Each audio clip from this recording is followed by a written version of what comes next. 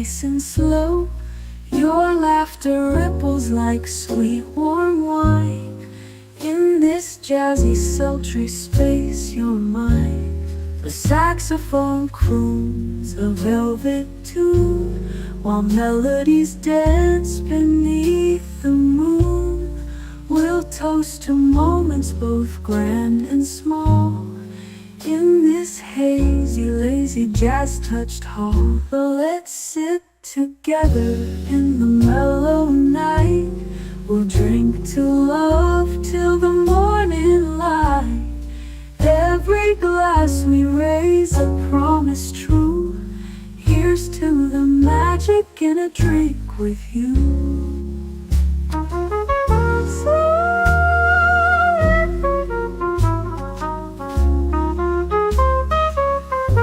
Your eyes, they sparkle with every click. Sweet rendezvous over a simple drink. We'll share our secrets in whispers low, just you and me where the jazz flows slow. The world outside fades into the mist, but here it's our own dreamy tryst. With each sip our worries drift away. Let's stay together till the break of day. So let's sit together in the mellow night. We'll drink to love till the morning light. Every glass we raise a promise true. Here's to the magic in a drink with you.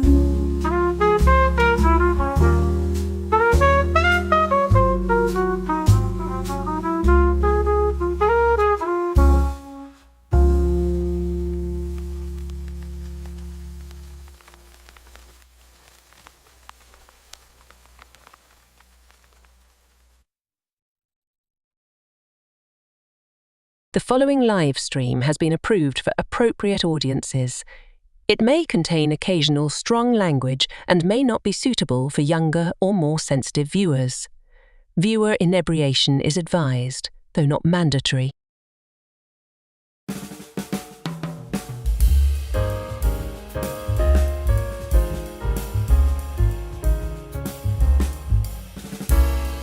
Good evening, happy Friday, and welcome to Last Call. You know, Boomer was telling me about all the crazy stuff he's had to live with in Florida. Annual hurricanes, gators as big as cars taking up residence in your backyard, and Florida man. But the Chirac area isn't without its charms either. I said things are tough all over, and Boomer replied, I think you just titled the next Last Call. So let's get to it, my friends. Take a seat, get comfortable, top off your glasses, and we'll ditch the dirt on our own local, homegrown insanity, starting right now.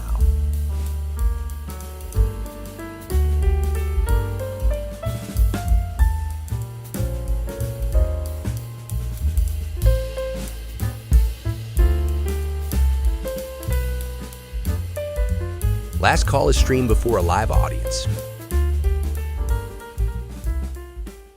Beverages. There you go. Salud, welcome. Take a close look. You will see the frost on that glass from sitting in the freezer, and the whiskey stones and the ice cold whiskey. However, I realized tonight as I poured this is the last that was in the bottle, and this was the last bottle that Evelyn Hampton bought for me. So, cheers to Evelyn. Cheers, Evelyn. Evelyn was not a drinker, by the way. She bought it specifically for me, and I think that was really, really sweet. But anyway, yes, I did not realize how when I was doing my whiskey talk today for Liquid Lunch, how low I was on whiskey. So I've had to add it to the Binnies list. And if anyone thinks that is sad that this house should be without whiskey, you can always buy me a drink. Link below, or super chat. But you guys all know what I'm sipping on. Let's get to you guys. Aged Boomer, what are you drinking tonight? I have myself a lemonade Sprite drink. That's the thing that comes in the new can with the yellow signature. Right. You were telling me about that. You like it? It's all right. It's more lemony than limey. There you go. And Netter, what are you sipping on tonight? I see something there besides your regular seltzer water. Yeah, I'm drinking my Black Cherry Polar brand seltzer water. But those of you who were on the stream last night, you know that I hadn't been feeling well. You can hear that. And yeah, so I'm drinking, because it was recommended by one of my lovelies, marshmallow root tea. There you go. So I'm two-fisting it, so I got something hot and something cold. Yeah, there you go. So that's where she's at. And now I want to hear about all you guys. What are you all sipping on tonight? I see the first one is JPRPH1, channel member dropping. I've only had a little sip and I'm already mumbling. Okay, if you want to try to get even stupider because of his whiskey, if you want to buy him a 750 milliliter bottle of Clark & Sheffield whiskey, according to online, it's $26.99, so $27. Oh yeah, So it's not expensive. I am not that classy. I don't drink expensive booze usually. yeah, I won't let him get the Glenn Fittich, Glenn Glenn Ross. Clary. Yeah, she doesn't let me get any Glens or any Fittiches. No, those things are super expensive. Oh, see, And I'm losing my voice. I've come to realize it's more expensive than I actually get enjoyment out of it. So I'll stick to the local stuff. Yeah, so if you want to band together, it's $27. If I was to set a goal for that, You can. pick a goal. It's a number of super chats. A number of super chats. I don't really want to do. Oh, here's what we do. We'll do. What if we do, say, 15 super chats at. Yeah. I'm 15 super chats at $2 a piece by the end of the night. Yeah, that should do it. That's more than I need, so I'm not looking to make the whole goal, but it'll get us close. And that'll get Troy stupid silly on a Friday night, or several Friday nights, because he's not drinking the whole bottle in one shot. But you can also tell that I'm sick because I'm starting to lose my voice, so I start sounding like this. Oh my goodness. I'm just glad I had a voice last night for my show. And if you are so inclined, you can also buy me a super chat for other reasons, or you could buy Netter a super chat just to tell her feel better, Netter. for more tea and throat lozenges. For that more of that mellow stuff, yeah. They call Anyway, I it kinda lost yellow. Quite rightly. What was it Netter said just before we went live? She looked at the thumbnail and she said, what is, she said, hurricanes and alligators all playing in the band. I'm like, yep, that's what we're talking about tonight. Well, we're talking about, I guess, some Illinois-based stuff too. So we will do that as well. But I kind of feel that in all the time I've been on here, I don't think y'all have a scope of what Florida is like. It's it's it's rather chaotic down here. That was Netter's doing. Oh gosh. Oh, that's funny. Welcome, Connie Cleary, the bird woman of YouTube. Thank you so much for being here. I already said hi, JPRPH1. Let's see here. Age Boomer. Like Juliet always says, keep an eye on this one. Crikey! Films with Friends raid. LOL. Have a great show, my friends. Yeah, they just watched the alligator hunting guy thing. Australian. Croc Hunter. Right. Him. He was a huge deal back in the day. Yeah, guy's kind of a legend. Daniel Barry Sports Highlights. Happy Friday to you. Would love to know what you're sipping on tonight. Actually, that question goes out to all of you. I'd love to know what all of y'all are sipping on. Yes, Films with Friends raid. Salute to you, my friend. Good to see you. Let's see. Annie says like, share, subscribe, comment, and become a member. Yes, please do all those things if you haven't already. Saying hi to all of each other. Geek Flag with Nate Knows says like, share, subscribe, comment, and become a member. I love you guys. You guys are wonderful. I haven't seen you in a long time, Dahley. It seems you must have been over there on the movie stream. It was. Let's see. And Logical Spark gifted a membership about a week ago. Welcome, my friend. Good to see you. Haven't seen you in a while. And the Horror Cat Dad having my cold brew at the moment. There's nothing wrong with that. Sounds like a perfect Friday drink. And I want to know, are you the same as the Horror King and you just changed your name, or are you a completely different person? I am pretty sure the Horror Cat Dad is a different account. Cool. Let us know. Let us know, my friend. Absolutely. Because I always like to welcome new people to our little community here. And Deleted Scenes is already starting with... Oh, I didn't even realize. See, the platform is weird about, showing gifts. Sometimes I hear a ching in my ear, and sometimes it doesn't do that. And right now, it's off by one because you have 3 $2 super chats, and it's only showing 2, at least on my count. Well, doesn't matter. That's fine. It still counts. Don't drink it all at once, Deleted Seeds says. And Geek Flag with Nate Knows says, Netter, I hope you feel better. Oh, that's why. Because it's over on your channel. Well, one might be. Yeah, that one from Nate is.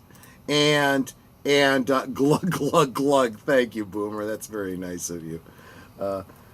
Let's see. Mark Dahley says, greetings from the capital of Florida, a.k.a.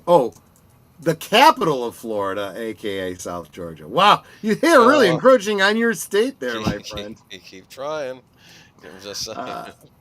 Let's see. Who else have we got here? Curtis Selby, the Tired Midnight Vlogger. Howdy, Troy Netter and Boomer. And then he starts jumping into saying hi to everyone else just off of work. Good. Stay safe getting home. Honey, I don't have any super chats or anything on mine. Was I wrong? You have on yours, you have Deleted Scenes saying don't drink it all at once. Geek Club with Nate saying Netter, hope you feel better. And then H Boomer saying glug, You're glug, right. glug. You're right. All 3 of them are here. But It's only only 2 of them showing 2. showed up. So that's still $6. That's, You know something? I'm going to refresh my screen just to see if it... I do not trust YouTube to do maths for me. That's why I'm keeping track. Oh, my smiley face is melting in the front. Smiley It face. happens. Well, it's warm in here. Although, I'll tell you something. So, I was doing the stream today talking about using whiskey stones rather than water and ice, because ice, dilutes your drink, and that's bad.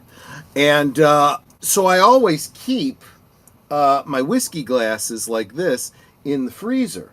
And I've got a smaller one that's got a little bubble on the bottom because it's fun to, spin it, and it kind of, rocks around. It's just a fun little fidget when you're drinking. Anyway, and I keep my whiskey stones in those glasses. I go to get the glass today, and there's a friggin' snowstorm in my freezer. There was frost everywhere. Yeah, it actually looked like it snowed. The glass was full of snow. There was crystals all over the glasses. I literally had to take them out, rinse them off, and then get them back into the... I brought them to the freezer downstairs, so that they weren't all... I don't know. I think that frost, that condensation frost that you get in the freezer is... it tastes a little metallic. I don't like that. So I had to rinse off my glasses, and so this is perfectly good. But yeah, we're going to have to defrost the freezer upstairs because it's all snowy. I'll take care of it tomorrow. The Horror Cat Dad says totally different account. Awesome. I thought so. Yeah, I just subbed to you, Horror Cat Dad. I don't normally sound like a mouse. But welcome to our little community here. And I hope you'll give us all a sub back. Yeah, it's pretty clear to me that YouTube is not counting these for some reason. But these are why would it count 2 of them and not all 4 of them. It's goofy. But 3. no, we're at 4 now because I just brought up deleted scenes saying "Get well soon, Netter." Okay. And I don't know if you guys realize this or not. This may sound a little woo-woo. Honey, to that you. one's on mine, but we'll still count it. Oh, okay, yeah. See, well, that one does count. There you go. But It's still gonna count. I'm adding it to yours. But I was in the middle of saying something. You guys don't realize when you do something like that, you drop $2 to tell Netter to feel better. That encouragement really does make her feel better. And I know that sounds a little woo-woo, but I really do believe in that whole mind over matter thing. I believe it really does work. It makes Mark your Dahley dopamines says- go all weird. And you were talking about the frost in the freezer and having to put the glass down here because the frost on the side of your glass makes it taste metallic otherwise. That's where you left off. No, that's fine. I was done with that. Hey, Netter, if you're having allergy or cold problems, get yourself some Claritin D24. You don't need a prescription, but you have to sign. Oh, that's the stuff that comes with the pseudoephedrine or something like that. Is that what's in it that people use to make drugs or something like that? Or no, it's not pseudoephedrine. What is it? Oh. I don't know. There's something in it that people use to make some sort of drug, and that's why they control There it. was one of the things that I had taken when I had the last round of my doctor. Okay, so I went to the doctor. I said, okay, I'm still having this issue with the crud in my throat, and she could hear the kind of hollow coughing I'm doing, and she goes, yeah, that doesn't sound good. I'm going to try giving you some medications to take care of that. She gave me, what was it, like 5 or 6 different This was the things. problem. They gave her a whole cocktail of things, and I'm sitting there going, okay, she's going to take all this stuff because doctor told her to. And if any of it helps, she's not going to know which the frick one it was that actually helped her. You know? But none of them did. It's like I still have the crud in my throat, still doing the hollow cough, and still stuffy, runny. And now I've got a bit of a cold, which is yes, I'm sick. it is. But yeah, It is pseudoephedrine because it's used as the primary ingredient in methamphetamine. So, fun fact, before I really buckled down and lost a whole bunch of weight, I did try a mid to late 90s diet pill that was over the counter called Metabolife, which was over the counter ephedrine. And they realized that, and they realized exactly what this comment says, and they're like, oh, that needs to come off the market. And let me tell you something, it really worked. It killed your appetite. The reason it killed your appetite is pseudoephedrine is a stimulant, and it kills your appetite and gives you energy. So it was working, just saying. I'm like, that's so fine. If I take some more of that stuff, it'll kill my appetite and give me more energy. Yeah, but then again, so will booger sugar. So just saying. What? Sugar? Oh, cocaine. Yep. I thought it was called. Honey, I have a little bit of a fever. You I have to know, speak I know, plainly sweetie. sometimes for me. I know. Thought it was called Well, white liquor. I didn't know that one. I did not know that one. Oh, But Horcat Dad, so thank- anyway, I also want to thank Horcat Dad. Thanks for checking out my channel. I appreciate it. We might even get together and collaborate on one of my Thursday things.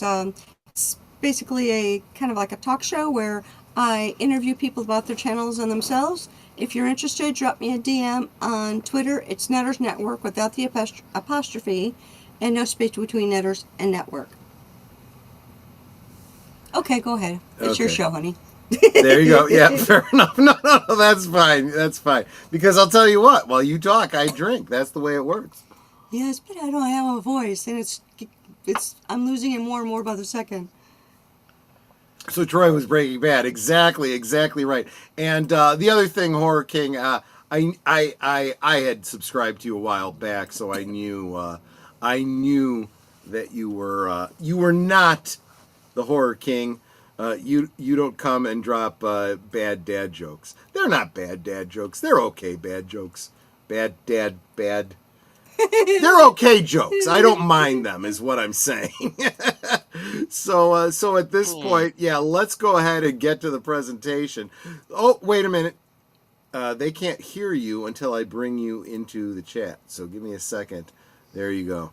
There you go. We did not take care of this before the stream, so we're taking care of it now. Aged Boomer. So yeah, Aged Boomer, I think you guys all know this by now. Aged Boomer is formerly from the Jersey area, but Yes. he is now a Floridian. Been exiled for a number of years to Florida, yes. Which means you live in the territory where you hobnob with the likes of WDW Pro and Pops on Pop Culture and a lot of other great YouTubers. Yes. And guys, if you are not subscribed to Aged Boomer, why the hell not? He has been my partner in crime for years now. Years plural. And you guys really should subscribe to him because we need to get him monetized as well. We need to encourage the hell out of this guy because he is a big part of what makes this channel successful. So make sure you the link, of course. All of you members and everybody here on the panel is linked in the description below. So make sure you take care of that. And just because it's easier to say it than keep typing, Horror Cat Dad, are you on the Twitter X? Drop me your name on Twitter because I'm trying to find you. And if you're not on there, then of course I'm not going to find you. And Mark Dahley says, I escaped from Michigan to Florida in 06. So good on you, mate. Very good popular with snowbirds from Michigan. They tend to come down here a lot. We have been doing our research where we want to move to, and Michigan's at the Florida. Florida was an option, but I could not take the heat. Netter couldn't take the horror stories. The vacation industry, and honestly, Tennessee's kind of winning out. I'm gonna find out. What happened with Texas? Texas has its pros and cons. Yeah, Brendan Herrera's a pro. Well, yeah. You know what Tennessee has? Grand Ole Opry. Well, Tennessee whiskey, and you know what else it's going to have very shortly? Culture Casino. So Tennessee whiskey, which is not bourbon, as you brought up in the stream. You did listen to my stream today. There you go. There you go. Now, you do realize, honey, that I pick up accents really easy. So we moved to Tennessee. I'm going to start having a southern accent. I'm good with that. I'm fine with that. Seriously, it's like when I was still with my ex, we moved to Kentucky for... She's an accent sponge. Yeah. He had to do his... like an officer's basic course at Fort Knox, and we were only there like 3 weeks, and I suddenly had a southern accent. Wait, Lorena Creole is living in Florida? I thought she was in Louisiana. That's cool. No, that makes sense. No, you know what? That makes sense because she does all those Disney streams. That makes sense. That makes sense. Well, damn! Why didn't she come to MegaCon in March? Oh darn! Darn! Maybe she didn't know about it or couldn't afford it. Or she had something else going on. It's entirely possible. Or couldn't take the time off. There you go. Absolutely. Anyway, I'm sorry. Screw it. Let's get into this. Let's get into this. You called it Florida Man and Friends. So I called the stream thing. Thinks are tough all over. They're tough all over. I misspelled the title, but I meant things are tough all over, and it's not just Florida. Man. So we wanted to find stories, hopefully, probably from around the last 10 years or so, of maybe events and happenings that, I'll say they come from the natural world, not the paranormal world, but they're still pretty freaky, right? So I figured we would talk a bit about this. So, of course, you like that alligator? It's Gary the That- alligator. I don't know. No, that I is just- an alligator, and I happen to be one of those zoology nerds that actually knows the difference between an alligator and a crocodile. What's the difference? I know wasn't one freshwater and one saltwater, or am I mistaken there? It doesn't really have anything to do with that because there's many breeds of both. Okay. What it really is the alligator is a shorter, stubbier nose, kind of more rounded, and you don't see its teeth when its mouth is They're closed. both terrifying. Anyway, The alligator has a longer mouth, and its teeth are, they stick out when their mouth is closed. Yeah, I don't know if I was at Silver Springs, what I was looking at. I don't know if it was a gator or a crocodile. It might have been a crocodile, but Silver Springs, that's like a park you can go to. It's like a natural park, and you can go do like a river, like a little river boat tour. Look at the glass bottom boats, look underneath, that sort of thing. And Right. but then they also had these little zoo type displays, and they had the what I called the gator pit, which were like these long plastic chutes that went down, and there'd be like a crocodile or a gator, something was under there, and it was kind of drizzling out, and I had my umbrella up. I looked down to this pit, and this creature starts kind of trying to crawl up as much as it can up the plastic tube, and then I heard this. And it was an alligator? I maybe it was an alligator or a crocodile. I can't remember what it was, but whatever it was, I assumed that hiss meant I want to kill you if only I could. Right? That's what that sounded like. These are monsters. These, in my opinion, these are leftover dinosaurs. These did not go extinct probably when they should have, and we are stuck with them, and they are not nice. I have seen them in my backyard canal. See, this is exactly what I said in the description. They start out nice and cute and small, and then they get up to be, I don't want to tell you how many feet. They get. I've got an alligator story I'll tell you in just a minute, but Sure. first, Curtis is dropping the song lyrics. And the last time I walked in the swamp, I sat upon a cypress stump. I swear I could hear the voice of Osceola cry. And darn me, I know that lyric, and I can't figure out what song it is. The melody's not coming to me. And crocs are much bigger than gators. Okay, fair enough. Silver Springs is all gators. Crocs in Florida are mostly confined to the Keys and Everglades. Thank God. It was probably a gator. Yeah, They are very much getting into. There's a lot of sightings of them recently in on golf courses, in backyards. They get into people's they get into people's pools, and this is actually really, really bad. Not just for the pool owner, but for the crocs themselves, because you got all that, all those chemicals, the chlorine and stuff. That is not good for the alligator. Listen, I'm gonna cry a river over what's bad for the alligator. I do not like. Okay, wait a minute. I know this. Blow, blow, Seminole wind, blow like you're never gonna blow again. But that's all I know. It's been so long since I've heard that song. I can't. Look. I can't get it.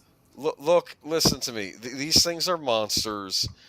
I've seen them. When we first moved here, my dad was he was trimming the tree out back by the canal, and he was using I guess a chain, like a buzzsaw or chainsaw or something, something to get the tree limbs off. And my uncle sees him doing this, and he's like, he's like, look out, because there was a gator crawling up toward him, and he just started waving at my uncle, not seeing because he had the thing going. Luckily, he noticed in time and booked it for the house. And there's always a horror story every year about some kid playing near the canal, getting near the water, and snatch, he's gone. Okay? Every single year.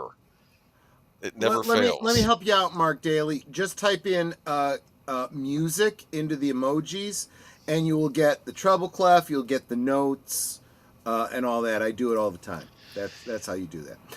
Anyway, alligators. So the first thing I think of, and I don't know where the film was supposed to be taking place, but it was Blind Fury, Rutger Hauer. Yeah. Oh, Plays a blind man, and he's got a cane, and he's walking on the side of the road, and he comes to an alligator, and he taps the alligator a couple places, and he goes, and the alligator goes, and he goes, "Aw, nice doggy," and he steps over it, and he keeps walking. It's true. Alligators can be absolutely very dangerous, but by and large, if you encounter them and they're not like hunting, they're usually not dangerous. If you see it, yeah, just walk away from it. But yeah, I don't get near it. I don't play around. I've heard that you can run in zigzags as one is chasing you. I think that's an urban legend, though. I don't know if that actually works, but it is because they're actually more dexterous than you are. Look, they're the way their fast. legs and their body is proportioned. They can change direction faster than you can. Look, these things are terrifying.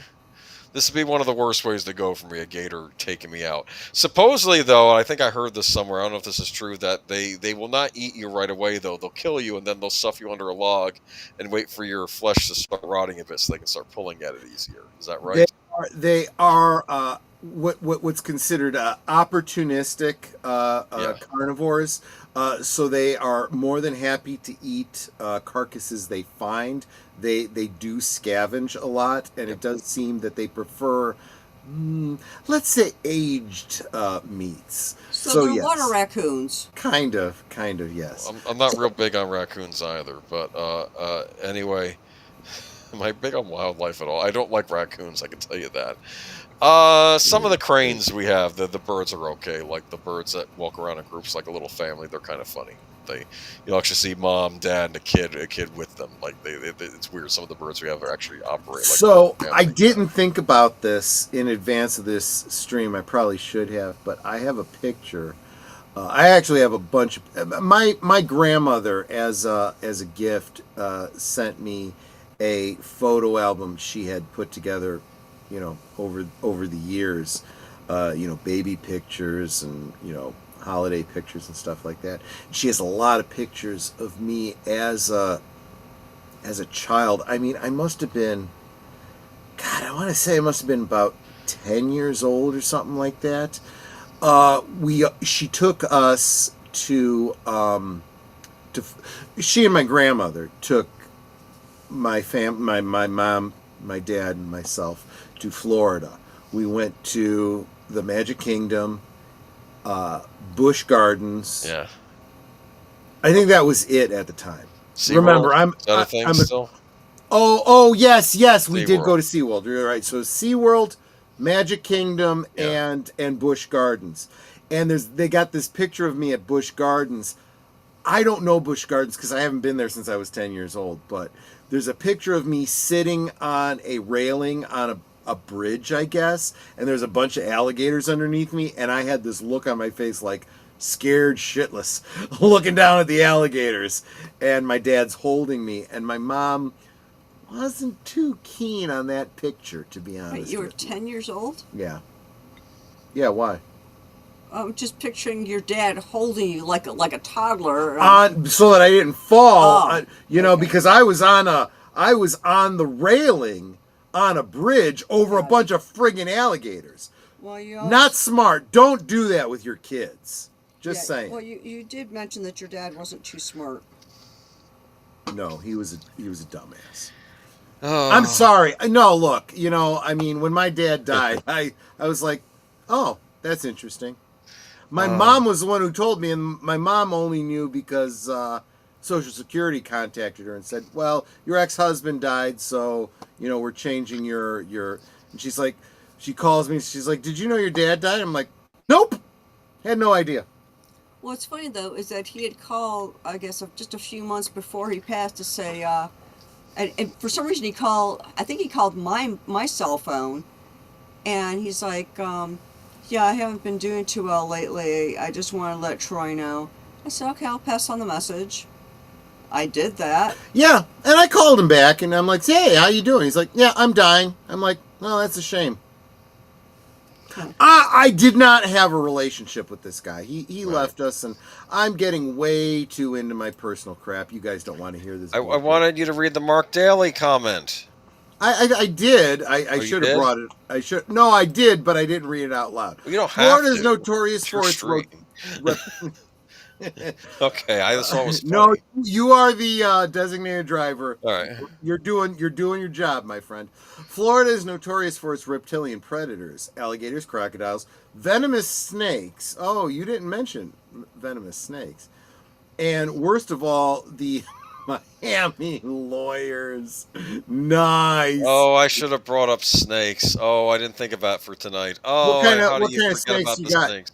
I'm assuming you have cottonmouths, right? Yeah, we have poison. We have all kinds of snakes, so they're not all poisonous. I guess I don't think of snakes automatically because I know that there are a number that aren't poisonous, but there are some that are out there that are poisonous. I was I got a merit badge in Boy Scouts on recognizing snakes and dealing with snake bite and all that kind of stuff. The problem is I only remember and pay attention to the ones like in the Illinois area, Wisconsin, all the places where we were camping.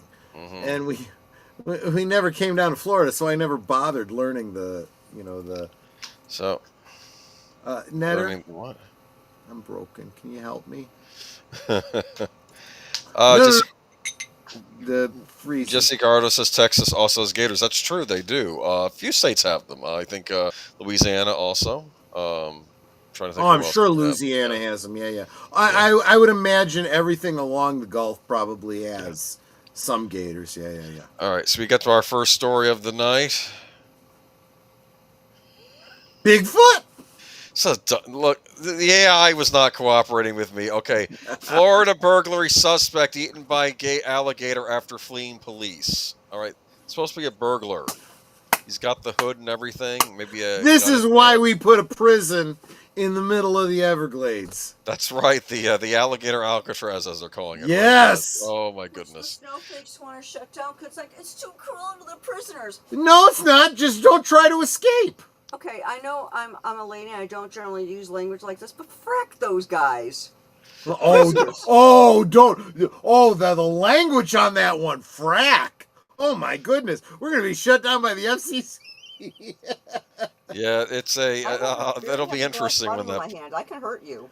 I'm too drunk to feel it though. Anyway, Florida burglary suspect eaten by alligator after fleeing police from December 8th, 2015. This is a little ways back. A 22-year-old man suspected of burglarizing homes in Florida was killed and partially eaten by an 11-foot alligator after he waded into a lake, apparently to avoid detection by law enforcement officers pursuing him. Police said on Tuesday an autopsy on the man, Matthew Riggins of Palm Bay, determined that he drowned in November after an apparent alligator attack. A necropsy on the alligator revealed parts of the man's body inside the reptile's stomach, according to a report released this week by the Brevard County Sheriff's Office. So I can speak to exactly why it was listed the way it was in the coroner's report. When an alligator kills its prey, it tries to do two things.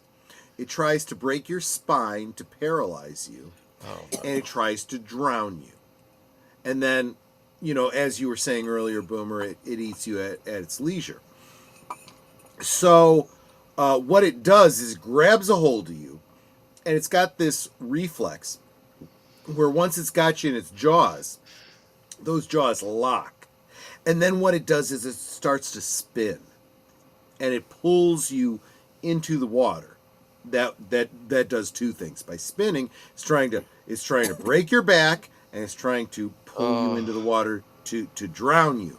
So what is the cause of death? It's not the bite. Generally, it is drowning. Well, that doesn't make me feel better.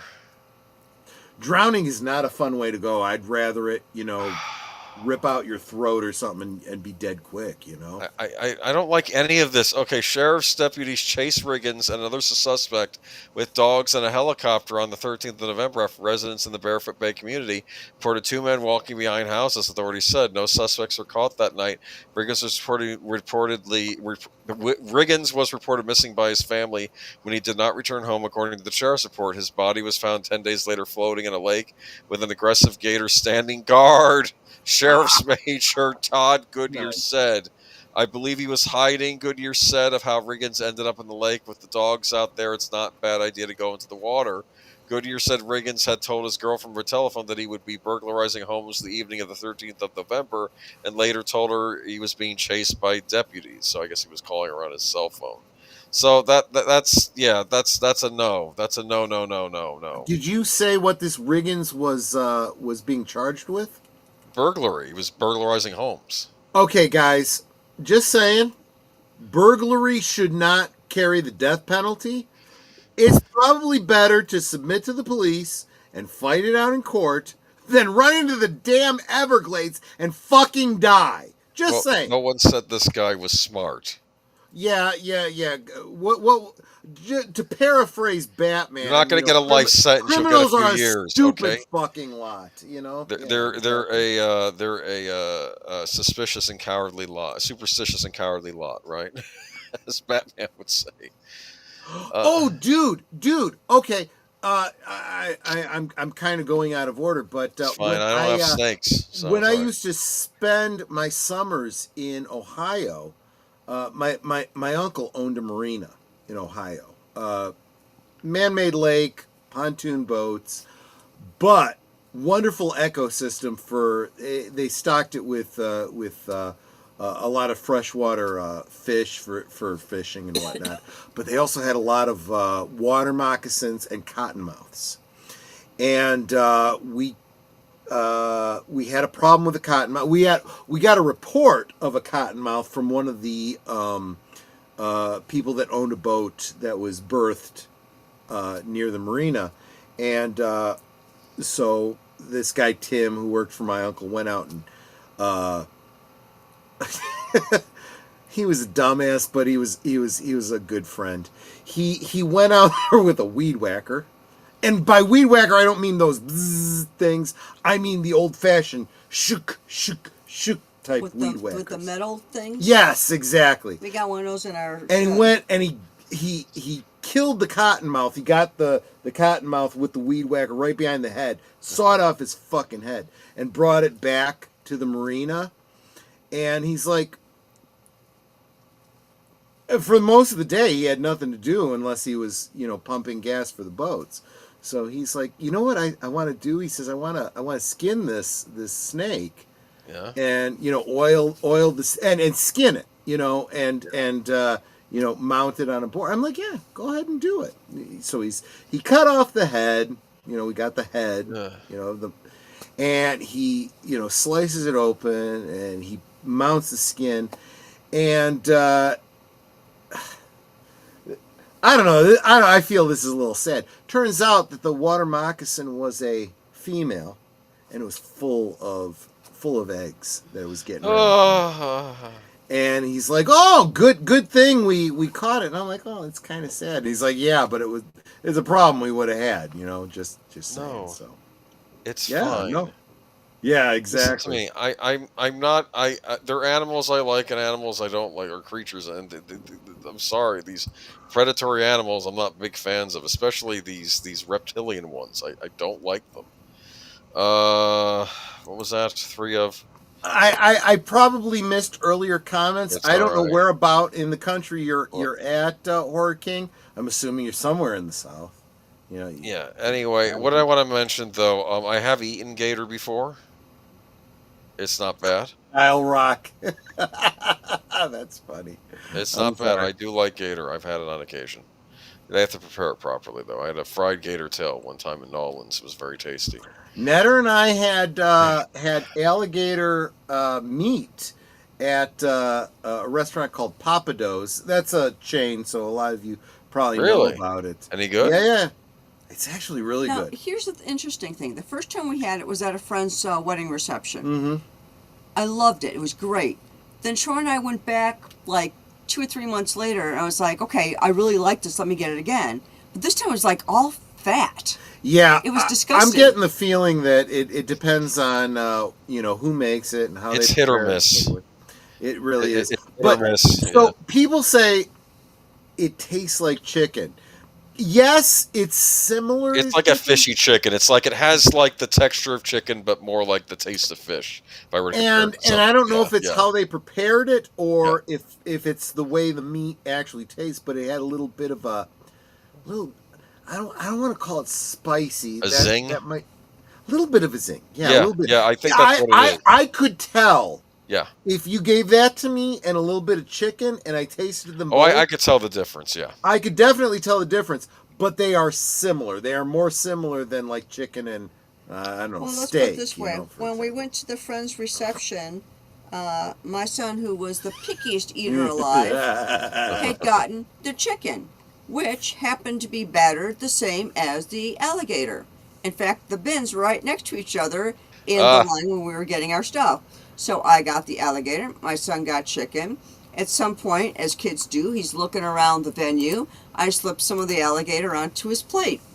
After he finished eating, I said, "So how'd you like the alligator?" He goes, "No, I had the chicken, you had the alligator." I'm like, "No, you had some alligator on your plate." And all of a sudden he starts going, "Oh no, It's like, you did not know that you had it. You thought it was chicken, so don't be giving me that.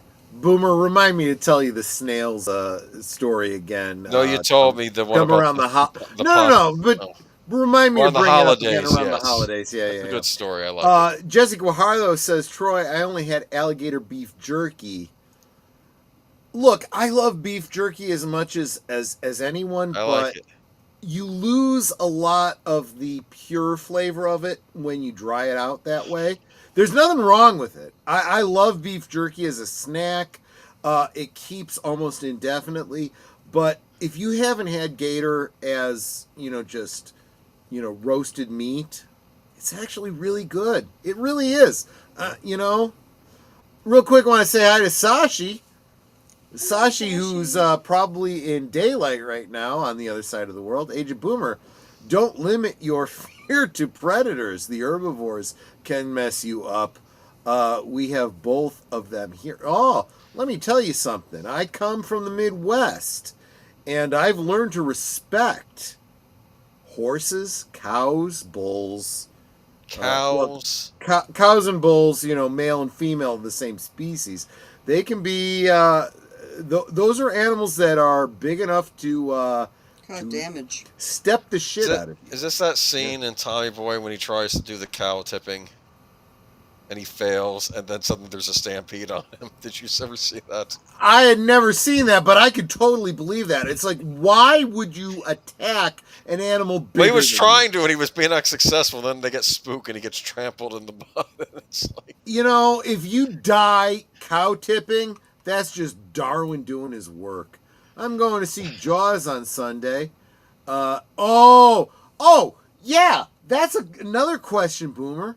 You live near the ocean. You ever hear wasn't doing about ocean stuff. Maybe ocean shark? will be ocean will be another thing. And if I do ocean, jellyfish is going to come up. But we'll save the sea for another time. Damn. Okay. That's fair. Go ahead. Yeah. There you go. You like that picture? Is that AI generated? That was AI generated. I was okay. impressed because I couldn't get a good one of this. Hand and mouth. No. I was like, you know what? That one's kind of funny. Okay, I'll keep that. Yeah, this is kind of a Florida man who lost his arm in gator attack says it's not the end of the world. A Florida man had his arm severed in an attack by a massive 10-foot alligator during the early hours on Sunday morning. This was back on May 24th, 2023. The gator attack took place at a pond located behind the well-known Bandidos bar in Port Charlotte. The victim sustained severe injuries and was immediately airlifted to the Gulf Coast Medical Center for urgent medical attention, according to a report from WBBH. The 23-year-old victim, Jordan Rivera, told WBBH he fell into the pond near closing time. He said he went out back because the bathroom lines were long. I guess when you're drinking all that beer, it goes right through you, right? You gotta Yes, go. absolutely. Yeah, you're just renting it. People don't realize that alcohol is a diuretic. It does make you pee. That's true. So I ended up walking over to the water hole. I didn't realize how big it was at the time, so I was going over there. Something happened that I either tripped or the ground below me just went down reverse. And I ended up in the water, and that's literally the last thing I remember. Those gators, I didn't truly understand them until I woke up in the hospital, and oh, gator got your arm, he said. Only hours after losing the limb, Rivera remains shockingly optimistic. I didn't lose my life. I lost an arm. It's not the end of the world, said Rivera. They got my elbow, so I don't have an elbow. I can still move my arm around and whatnot. His mother That's agreed. how Captain James Hook lost his hand. Just saying. Yes. That's the best thing is that I have him. Yes, arm gone, very dramatic, but he's here, Teresa Lessa said. She is grateful for the people at the bar who helped her son immediately after the accident. I call them angels that they were there, that saved his life, Lessa said. The chance of someone being there with a tourniquet, to me, it's a miracle that he's here. Rivera rejects rumors that he was feeding the gamer. That is completely not true, he said. They don't even serve food at the bar, so I couldn't have even served the gator food. Doctors are focused on keeping the infection from spreading. The 10-foot gator responsible for taking Rivera's arm was euthanized. Rivera's family has established a GoFundMe account. Mating season typically begins at the end of March or the beginning of April, and during this time, alligators are known to get territorial and defensive. I would imagine so. Yeah, they do come out. They come out and about during mating season. You'll see them in parking lots sometimes. I love what Jesse is saying here. Troy, the gator needs a hat and a tie to be a Wally Gator. Hello, my baby. Hello, my honey. Hello, my ragtime gal. Yes. No worries, Horror King. Thanks for stopping in. But yeah, that's kind of funny. That's the kind of thing I would love to see turned into a 3D print and put on somebody's desk. I do like that picture. That one turned out right. If you're around water, Fisher says you should stay at least 25 feet away from the water's edge. If you see alligators, he says it's illegal to feed or harass them. He also recommends being extra cautious if you're walking a pet. Alligators, especially adult alligators, see pets as easy meals, especially small pets, small dogs, cats. They don't see people as food. We're way too big for them. They eat small things, turtles, fish, and birds, but a pet is an easy meal. They're opportunistic feeders. Yeah, they tend not to really go after people, but if anything splashes in the water, they're going to snatch. It's funny because they are, they're very simple animals. This is why people that do alligator wrestling, they understand how alligators respond to different stimuli. So you can get away with doing certain things to alligators and, kind of have fun with them. And that's why some of these alligator wranglers, that feed them and, wrestle with them and whatnot, they know what they can do and not get their fucking heads bitten off, Oh. Darth Plato, good to see you, my friend. Is that the University of Florida mascot? I don't know what the University of Florida mascot is. Do you, Boomer? I don't know. Well, they do have. I know one of. I think are they the school that has the team, the Gators? Perhaps, yeah. Probably. That makes a lot of sense. I thought Texas was the Gators. No. Florida. Oh, and there's a captive gator. There you go. Yeah, this is the final gator story of the night. 2 Florida men arrested for catching baby alligator, keeping in cooler to eat. Report. Okay, so this was from September 18th, 2024. That's recently. 2 Tallahassee residents have been accused of catching a baby alligator in Lake Talquin and keeping it alive in a cooler to eat later at home. According to an investigative report released last week, the 2 men were charged with a second-degree misdemeanor for taking or possessing any alligator eggs without a license. Yeah. USA Today Network Florida does not name defendants in misdemeanor cases. This is a misdemeanor. So I don't know if people realize this, but it used to be possible to buy baby alligators as pets. Yes. You go to Florida, you bring it home with you. So my great uncle Ralph, who I know I've talked about on this channel before, he was a prisoner of war in the Pacific during World War II. He had a pet alligator he named her Alice. It was a female, and people may not realize this, but alligators grow to the size that is appropriate to their environment. So if you keep, for example, a baby alligator in a terrarium or aquarium or whatever setup you give them, they will grow to an appropriate size for that and stop growing. And then if you let them out into the wild, they'll grow larger, right? Mm-hmm. Well, he kept this particular alligator in his basement in a bathtub. So think about a bathtub. Bathtubs, they get pretty big. But it was very... To say an alligator is domesticated, I'm not sure I'm being very accurate in saying that, but, and his common-law wife, my Aunt Ramona, did not ever go into the basement. She was scared to death of this thing. And he would play with it and wrestle with it. It was weird. It was really weird because this alligator really had a dog-like personality.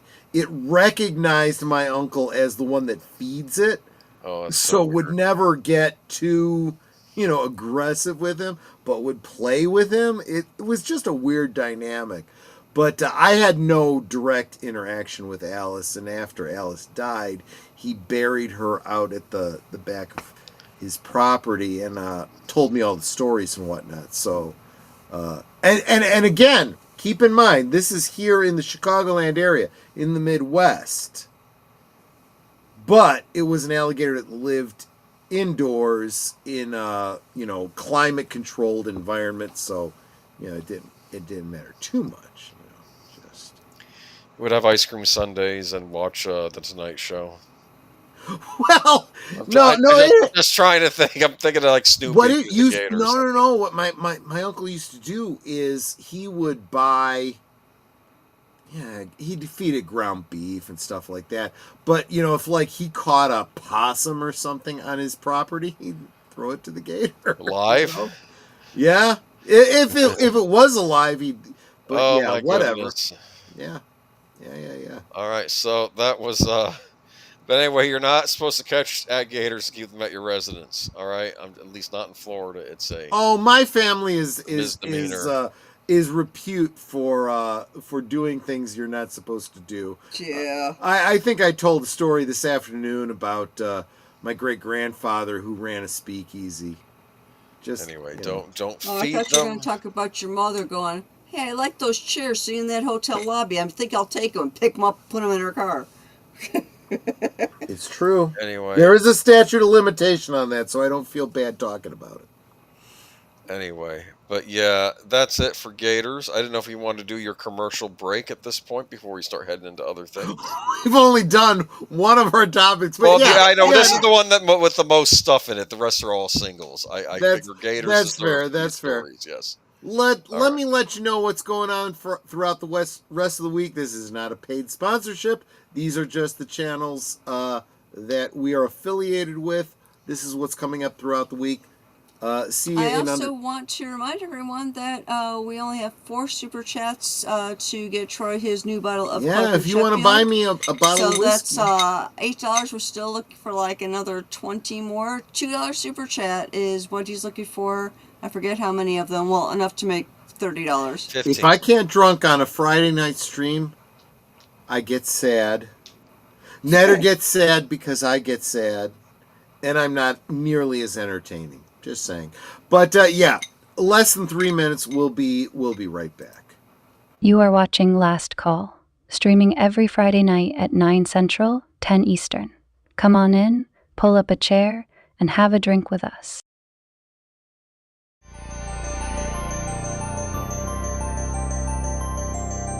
This week on Saturday Night at the Movies, 3 female African-American mathematicians play a pivotal role in astronaut John Glenn's launch into orbit while dealing with racial and gender discrimination. Genius has no race, strength has no gender, courage has no limit in Hidden Figures. On Netter's network, Retro Cinema, Saturday at 9 Central, 10 Eastern.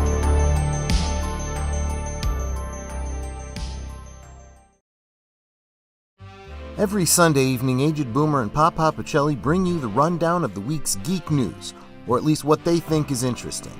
You may have heard about it somewhere else, but Boomer and Pacelli put a spin on it you likely won't hear anywhere else. It's Geeky Geezers, every Sunday evening at 8 Central, 9 Eastern.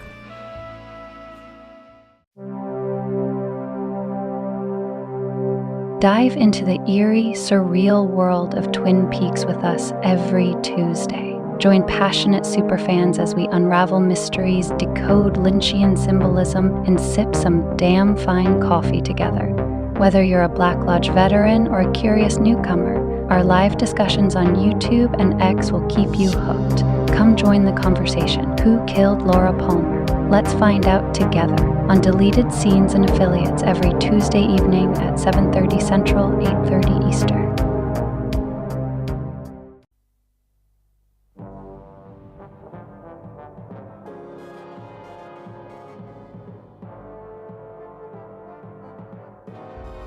Intent on recruiting experts in the fight against the Federation's pacification program, Tarrant and Dana set a course for Bukol 2, and Dana's old lover and mentor, Justin, renowned genetic engineer.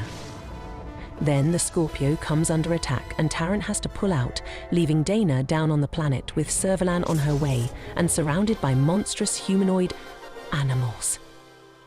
Tuesday on Last Call presents Blake's 7, 10 p.m. Central, 11 Eastern.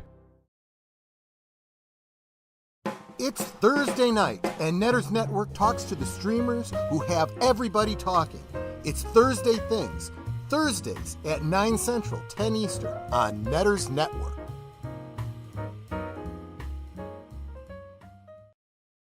Did you top off your glasses? We now return to Last Call. Yeah, no, I haven't topped off my glass just yet. Robert's Infinite Realms, please make sure you're subscribed to his channel. He is good people, a great support of the channel. He says, hey everyone, I'm here just watching while I sort boxes before bed. Sorting boxes? Yeah, I dig it. I really need to get my... So you guys can't see it, but I film... My studio here is in the basement. And my basement area is a fucking mess. But I really need to get it cleared up because I just got notification that Hasbro is about to send me my my Cantina. So I'm... What? You gotta do an unboxing, man. Damn, I hadn't thought about that. Yeah, good point. Good idea. Hey guys, I hurt my foot today. Dude, I've been there, my friend. Still in it. Yeah. And medicine my doctor gave me is making me sleepy, so I'm going to have to catch on the rewatch. No problem, my friend. I totally understand. Feel better, sweetie. I've been dealing with the pain and the swelling and stuff, so I totally get it. And Darth Plato says, a friend of mine served in the Rangers, 75. Steve Irwin Crockhunter was a wilderness survival expert, and he trained with the 75. He did not act goofy. He was as serious as a heart attack. Yeah, I've heard that about him. He was a sharp cookie. It was just an accident that led to his death. That's a huge tragedy. But anyway. Holy crap. What are we talking about now? We're talking about dog attacks? Don't you like that? Don't you like that picture? He's a puppy. Is that a Rottweiler or a pit bull? So this is from November 29th, 2023. Woman injured in Chicago, dog attack. This is one of yours. At apartment on Ohio Street. Do you know where Ohio Street is? I know exactly where the frick Ohio Street is. In fact, it's not too far from where Netter lived when Netter and I were dating. Chicago police shot and killed dog that attacked woman in her Chicago Greater Grand Crossing apartment. This is from November 29th, 2023. A woman was injured in a Chicago dog attack at the Greater Grand Crossing apartment by South King Street and Ohio Street. Cook County officials are saying that the incident took place around 3:20 p.m. on Tuesday.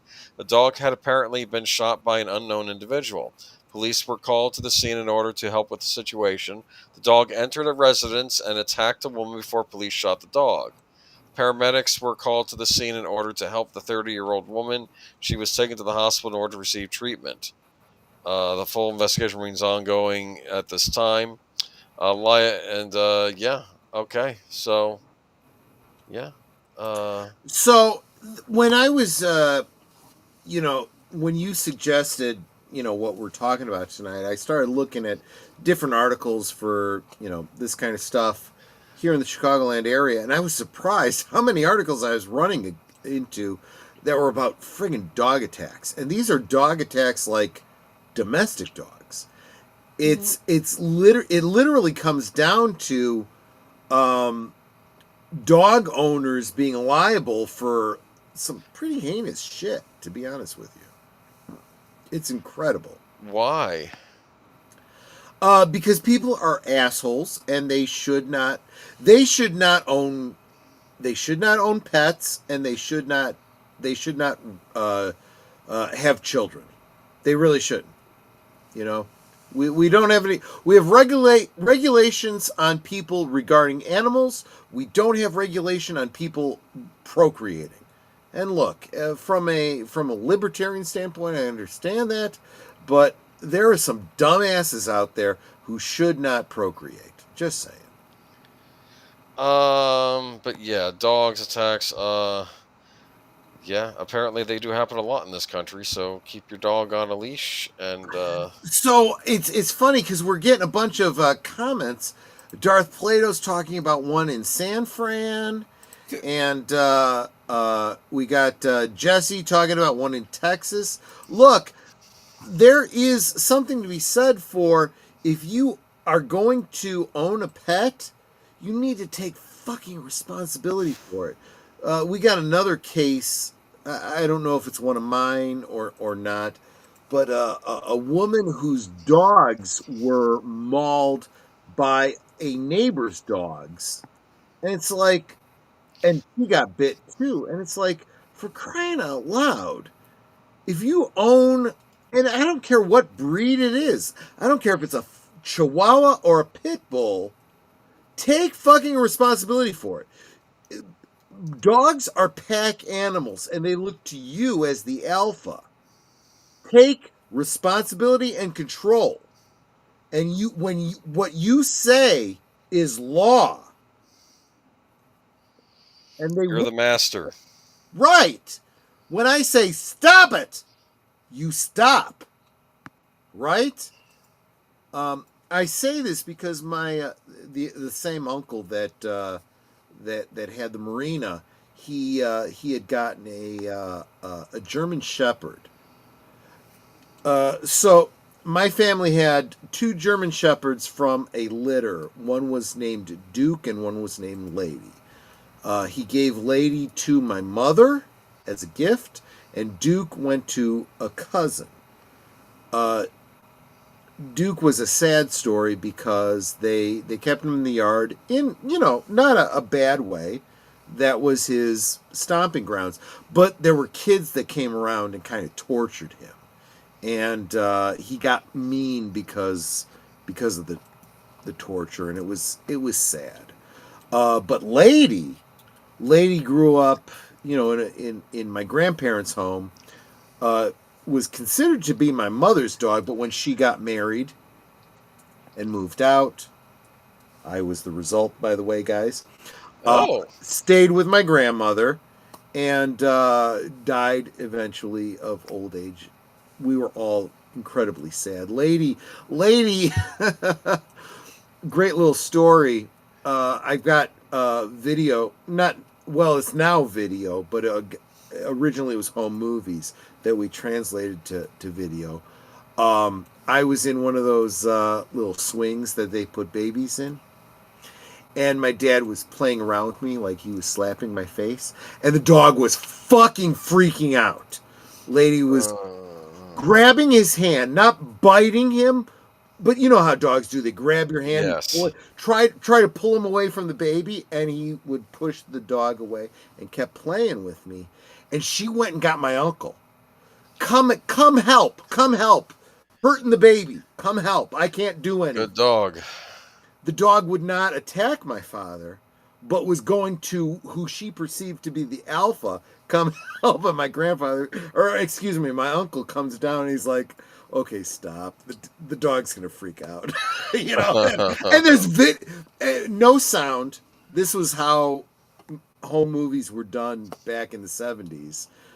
There was no sound, so I had to fill in the story.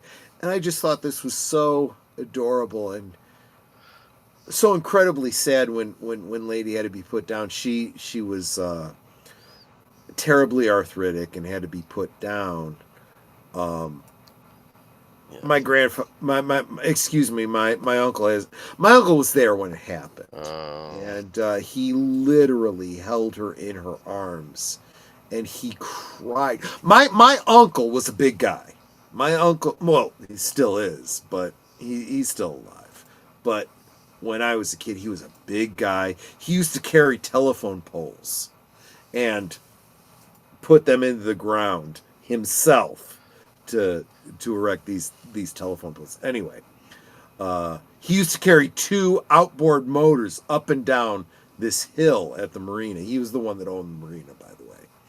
And he held Lady, and as she died, and he cried like a damn baby. Oh. It was tough. It was tough. Just saying.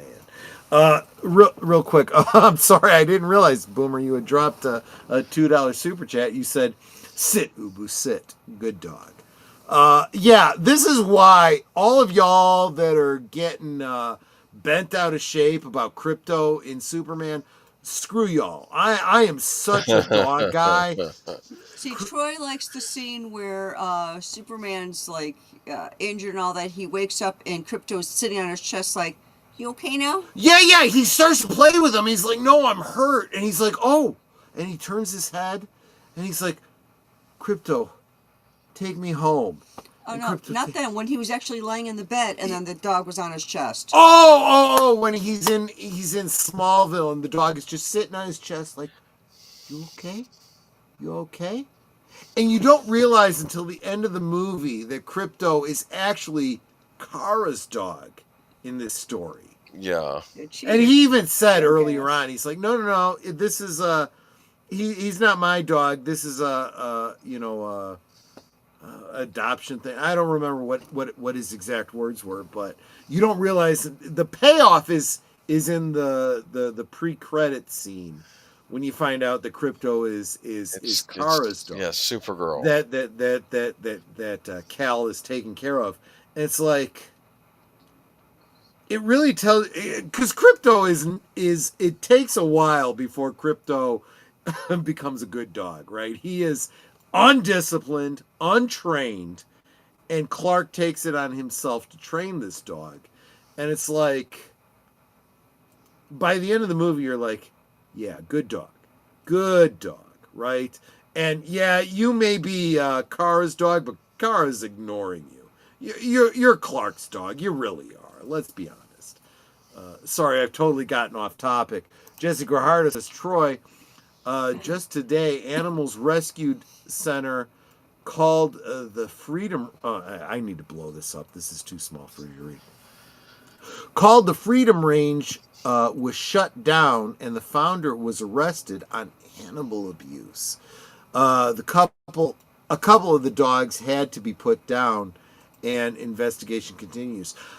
So I don't know about this story. I'd be interested in hearing more about it, but I'll bet you when they put down animals that have been neglected, it's because they are malnourished and they are suffering. That's why they usually put these animals down. And I'm telling you, if you care for animals and you're treating them that way, you deserve to be fed to the gators. I'm just saying. Oh. I'm just saying. Screw people that because these domesticated animals, they depend on you. Fuck you if you don't feed them. So shall we move on? Yeah, go ahead. It's another one. Oh, coyote! Yes. Yes. We've got a lot of those around here. What on earth? Okay, so on January 16th, 2025, video shows live coyote being pulled from Chicago Aldi refrigerator on city's west side. I assume this is in Aldi's. Video Yes. posted on social media Monday morning caught the moment where a coyote was pulled out from a grocery store refrigerator on the west side. It all went down at Aldi store at 800 North Kenzie Ave at Humboldt Park neighborhood. Oh, damn! That's right where I went to school. Yeah, where I grew up. Netter grew up there. I went to DePaul University, which is very near there. Yeah, I know exactly the area. Police were called to the store around 9:45 a.m. The wild and mayhap wily coyote had run into the supermarket and made a mad dash to the produce section. Chicago police officers are the first to the scene, where they cornered the animal hiding behind the items on a refrigerated shelf. Yep. Customers I know what's gasped. going on here. Yeah. Customers gasped as officers made several attempts to yank that coyote out of the shelf, finally pulling the animal out by itself. Well, you could have just tried talking to him, honestly. Well, no, I don't know about that, but I know exactly what happened. I'll bet you this coyote was on the road. Somebody went into the store, the door opened, and he ran inside. And then he didn't know where to hide, and he literally just went to hide. He was not trying to attack anybody. He wasn't going after food. He was just He wasn't looking for some Rocky Road ice cream, you're saying. Well, yeah. Okay. All right. Well, I'll be honest with you. You give Rocky Road ice cream to a coyote, and they're going to have... They're not going to have a good day the next day. They're going to have some gastric discomfort. Not for their metabolism. No. I got you. No. Chicago Animal Care and Control was notified on multiple calls and took their officers in time to ride. Budget cuts and staff shortages within Animal Care and Control. Yeah, that's true. Have left the agency leaning heavily on the Chicago Police Department. Responding animal control officers did eventually take the coyote into custody. Did they fingerprint it too? I'm just saying. Okay. Yeah, well. Liz Lear saw the video on social media and called its climactic moment quite a surprise. But since Lear, to the assistant director of the Urban Wildlife Institute, Lincoln Park Zoo, said it was not a total surprise. The colder temperatures, we don't see human activity rarely as much, out in our parks and in our natural areas, Lear said. So that's kind of the time where a lot of different wildlife might be a little bit more active during the daytime, unexpectedly. There's a lot of speculation about that particular incident that this was during their mating season, so they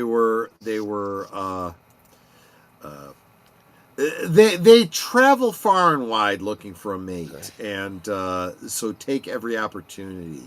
And we're not looking to get aggressive, which is why.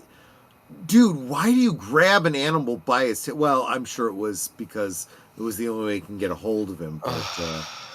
But, Troy, have you watched those videos about the guys who mess around with coyotes and always try to take away the small beer cooler? I know I don't, but Netter and I have seen coyotes literally right here. We live directly across the street from a... what do they call it? Forest preserve. So we see them crossing the road all the time. It's like, guys, stay in the forest. Stay in the forest. You're gonna get hit by a friggin' car, So far, none of them have. Thankfully, the raccoons just get turned into mulch. No, they're smart. There's one that I actually caught on our security camera. Yeah. It stood right across the street, like came out of the forest, stood there on the around the edge of the curb, watching the traffic go by. It walked down a little bit, came back, cars stopped coming because, I don't know, red lights, wherever, so the street was clear. It starts going across. Yeah. And I guess the light changed, and it kind of, you saw it turn its head, things are coming, and dashed the rest of the way across. Much better, spatial awareness, situational awareness than deer do. Deer just freeze and get hit by the fucking car. And Where the coyotes took off down by the school. Yeah, exactly. So we've had coyotes literally in our front yard, in our front driveway, on a fairly regular basis during daylight hours. So it's not. They are the size of your dogs, like a German Shepherd. Smaller actually than a German Shepherd or a Doberman Pinscher. And they're very skittish. They don't generally attack humans. They're actually kind of sweet in a way. You could feed these things, but they tend to be kind of mangy, so it's probably not great to have them around. Certainly not if you have like dogs or other pets. You probably don't want them getting close to them. Not for danger's sake, but like the mange. Just saying, you know. But they are well. If I'm honest, they're scavengers, but they are not above attacking if they're really hungry. Let's face it, in a suburb and urban area, they're not terribly hungry. They have plenty of food they can get access to, so they're very skittish around humans. But in rural areas, or if they haven't eaten recently, they can be pretty dangerous. And they do carry rabies, so, you know, they are a problem around here. It says this was not the first time a coyote went into a Chicago food establishment. On Nope. April 3rd, 2007, the coyote crept into the Quiznos sub shop at 3070 East Adams Street in the Loop during peak lunchtime. Crews from what was then called CBS 2 News were on the scene as Animal Care and Control loaded the coyote into the van. I jumped on top of the counter. I was a little scared, Quiznos employee Ronashia Mucus told Dana Kozlov at the time. I didn't know what it was, though, until I came over from the counter. It was a coyote. The coyote was released into the wild later that day. Good. I'm glad to hear that. Did he get Because generally when they have these kind of encounters with humans, they end up getting put down. I'm glad to hear that it was released. They should have given him a sandwich. Yeah. You know. Oh, no. These... They want a spong monkey. Spong monkey. We like these subs because they're good to us. We got a pepper bar. Yes. Yeah, no, coyotes are... Coyotes, I do not recommend you treat them like dogs, but they have canine sensibilities. And if you know how to deal with animals, if you're a ranger of a high enough level, you can befriend them. I don't recommend that. Don't do that. They are wild animals, and they belong in the wild, but they're not terribly dangerous. But they are more dangerous than... Well, look, we have to deal with raccoons. We have possum. Damn. I should have sent you some articles about rats. We have a bunch of rats in the Chicagoland area. We'd be walking, and a rat would run across our path, and it would be like, oh, and I'm like, yeah.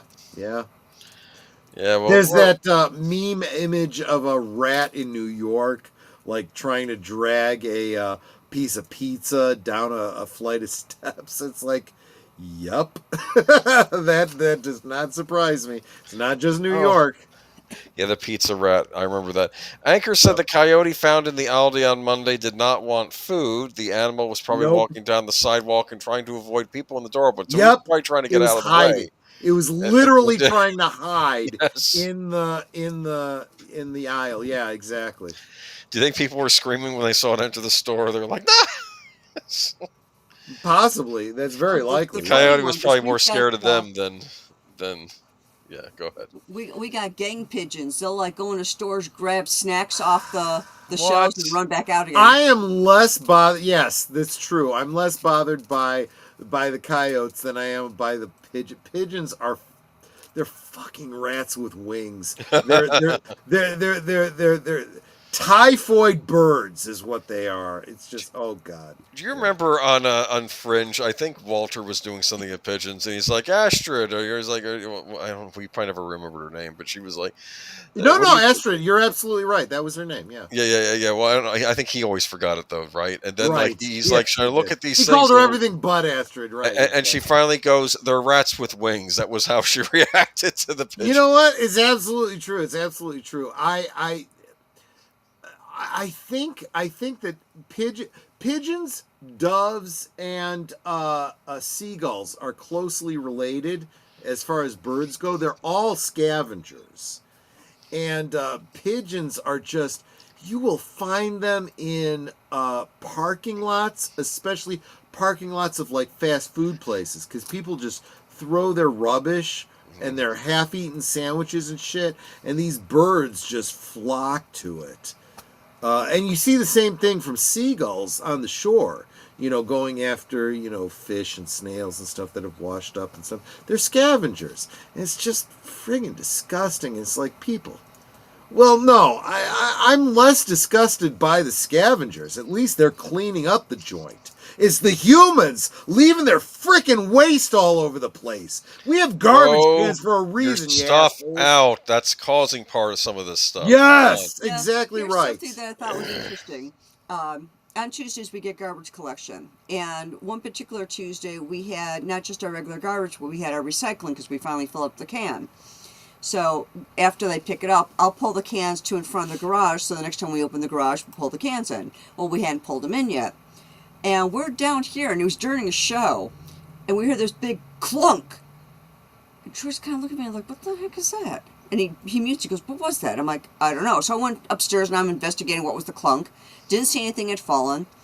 The next day, I'm pulling the garbage cans in and find that somebody had, the clunk ended up being that somebody had thrown a can into our recycle bin. Better they do that than just throw it on the street, because that's what a lot of assholes do. Troy, I raised a white-winged dove, and I had trained her, but it was sad to let her go. Yeah, you have to let these animals go to where they belong. Otherwise, they can't live. They can't live out their purpose, find a mate, have children, and all that. Yeah. But just like the white-winged dove sings a song, sounds like she's singing, "Who, baby, who said who?" What else we got, buddy? All right, let's move on to. This is one of mine. Now we're going into weather. We'll circle back around to creatures, though, at the end. Hurricanes. So, if I was to just go by the AI-generated image I've got, you're camping in the friggin' bog in the middle of a thunderstorm. Well, and your tent washes away. Yeah, right. Exactly. So this is from October 2nd, 2024, a little under a year ago. This is the headline. I live streamed myself camping in a tent during Hurricane Helene. It wasn't just a dumb stunt. It was no small feat for Mike Smalls. The Florida influencer is getting dragged online for bizarrely camping outside during Hurricane Helene so he could film the deadly storm. Originally posted to the video game platform GEEK, footage of the Jackass-style stunt is currently blowing up across X. I knew some may find shocking, entertaining, dumb, comic, or even off-putting, the 26-year-old Tampa resident told Jam Press. The Darwin Award candidate frequently films himself performing outlandish and harebrained feats, including trolling people at McDonald's and on college campuses. For his latest challenge on September 26, Smalls attempted to brave Category 4 storm, which battered the Gulf Coast last week, leaving more than 160 people dead across 6 states, including Florida. Although White House Homeland Security Advisor Liz Sherwood Randall said the toll could be as high as 600. This makes Helene the second deadliest hurricane to pummel the mainland U.S. in the last 55 years, eclipsed by Hurricane Katrina in 2005. Nonetheless, Smalls, who was in a coastal neighborhood of Bayshore when the storm rolled in, said he wanted to film himself camping out during the hurricane because it was something creative and new that the live streaming industry hasn't really seen before. I've always liked storms. There's a reason for that, you dumbass. Yes. Just saying. I've always liked storms growing up, so the idea of storm chasing really appealed to me, the live streamers explained. Okay. And I'm always looking for ways to increase viewership just like any other creator. Accompanying footage shows Smalls trying to pitch a tent during the ferocious wind, which reportedly blew up to 130 miles per hour in some areas of the Sunshine State. I'm going out with a bang, declares the Floridian while huddled in his tent as it's getting buffeted by the howling gale. Moments later, the clout seeker can be seen calling for help as water threatens to engulf his campsite. The Florida man was subsequently slammed for the only in-Florida stunt, with one critic writing on X, anything for views these days. Bro's risking his life for some views. This generation's cooked, commented another. Many were surprised that Small wasn't a dead streamer. The money's not worth it if you're not alive, observed one. The amateur storm chaser wasn't surprised by the reaction, which he said was exactly how people responded to most of his live streaming stunts. Many people gave me props for the creativity and guts to pull something like this off, while others thought this was a cry for attention, very dumb, or something I did just for views, said the Daredevil. Although I knew that regardless of the reactions I got from the audience and what people's opinions were, people would still tune in to see what would happen. Plus, while the stunt certainly wasn't for the faint of heart, Smalls claimed that he did extensive research before attempting to pull it off. I knew the hurricane was going to be bad, but not that bad in my area if I timed it perfectly, the bozo and it was just enough to get the highly suspenseful live stream in. There were parts of the stream in which I was a little worried, but overall I am an entertainer and a very calculated person, said Smalls, who claims he would have never done it if his life was at risk. The content creator said that ultimately the storm challenge was worth it, declaring, I'm a relatively small streamer. This is my biggest stream I've ever done. This wasn't the first hurricane-related stunt for Smalls, who filmed himself earlier in the week standing in an inundated parking garage for a video flippantly titled, All the Ubers are unavailable. Helene, combined with an ancillary rainstorm in the days preceding its landfall, dumped near over 4 trillion gallons of water across the South in just 5 days, according to the National Oceanic and Atmospheric Administration National Water Center Director Ed Clark. That's an astronomical amount of perception, Clark said. Thoughts on this gentleman? Ned is playing thunderstorm sounds.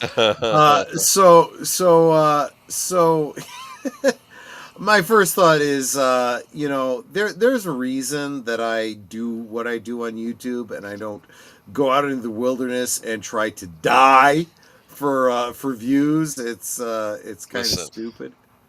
Is this a Florida? Would you call this a Florida man? Probably, yes. Yeah. I think he fits the description. Look, I have an idea. Go to the butcher shop, get yourself some steaks, make like a steak souk out of them, and then go see if you can say hi to some coyotes. Yeah. Right? Oh. No, because you know what would happen? And then film it. What? No. You know what would happen? These fucking coyotes would keep coming back every day looking for food. No, don't do that. Oh, you mean like don't the squirrels? Just like the squirrels. The squirrels aren't so bad. They come around, they look for nuts. Okay. If there aren't any, they eventually go somewhere else. Then go and raid the bird feeder. They go raid the bird feeder. Yeah, that's true.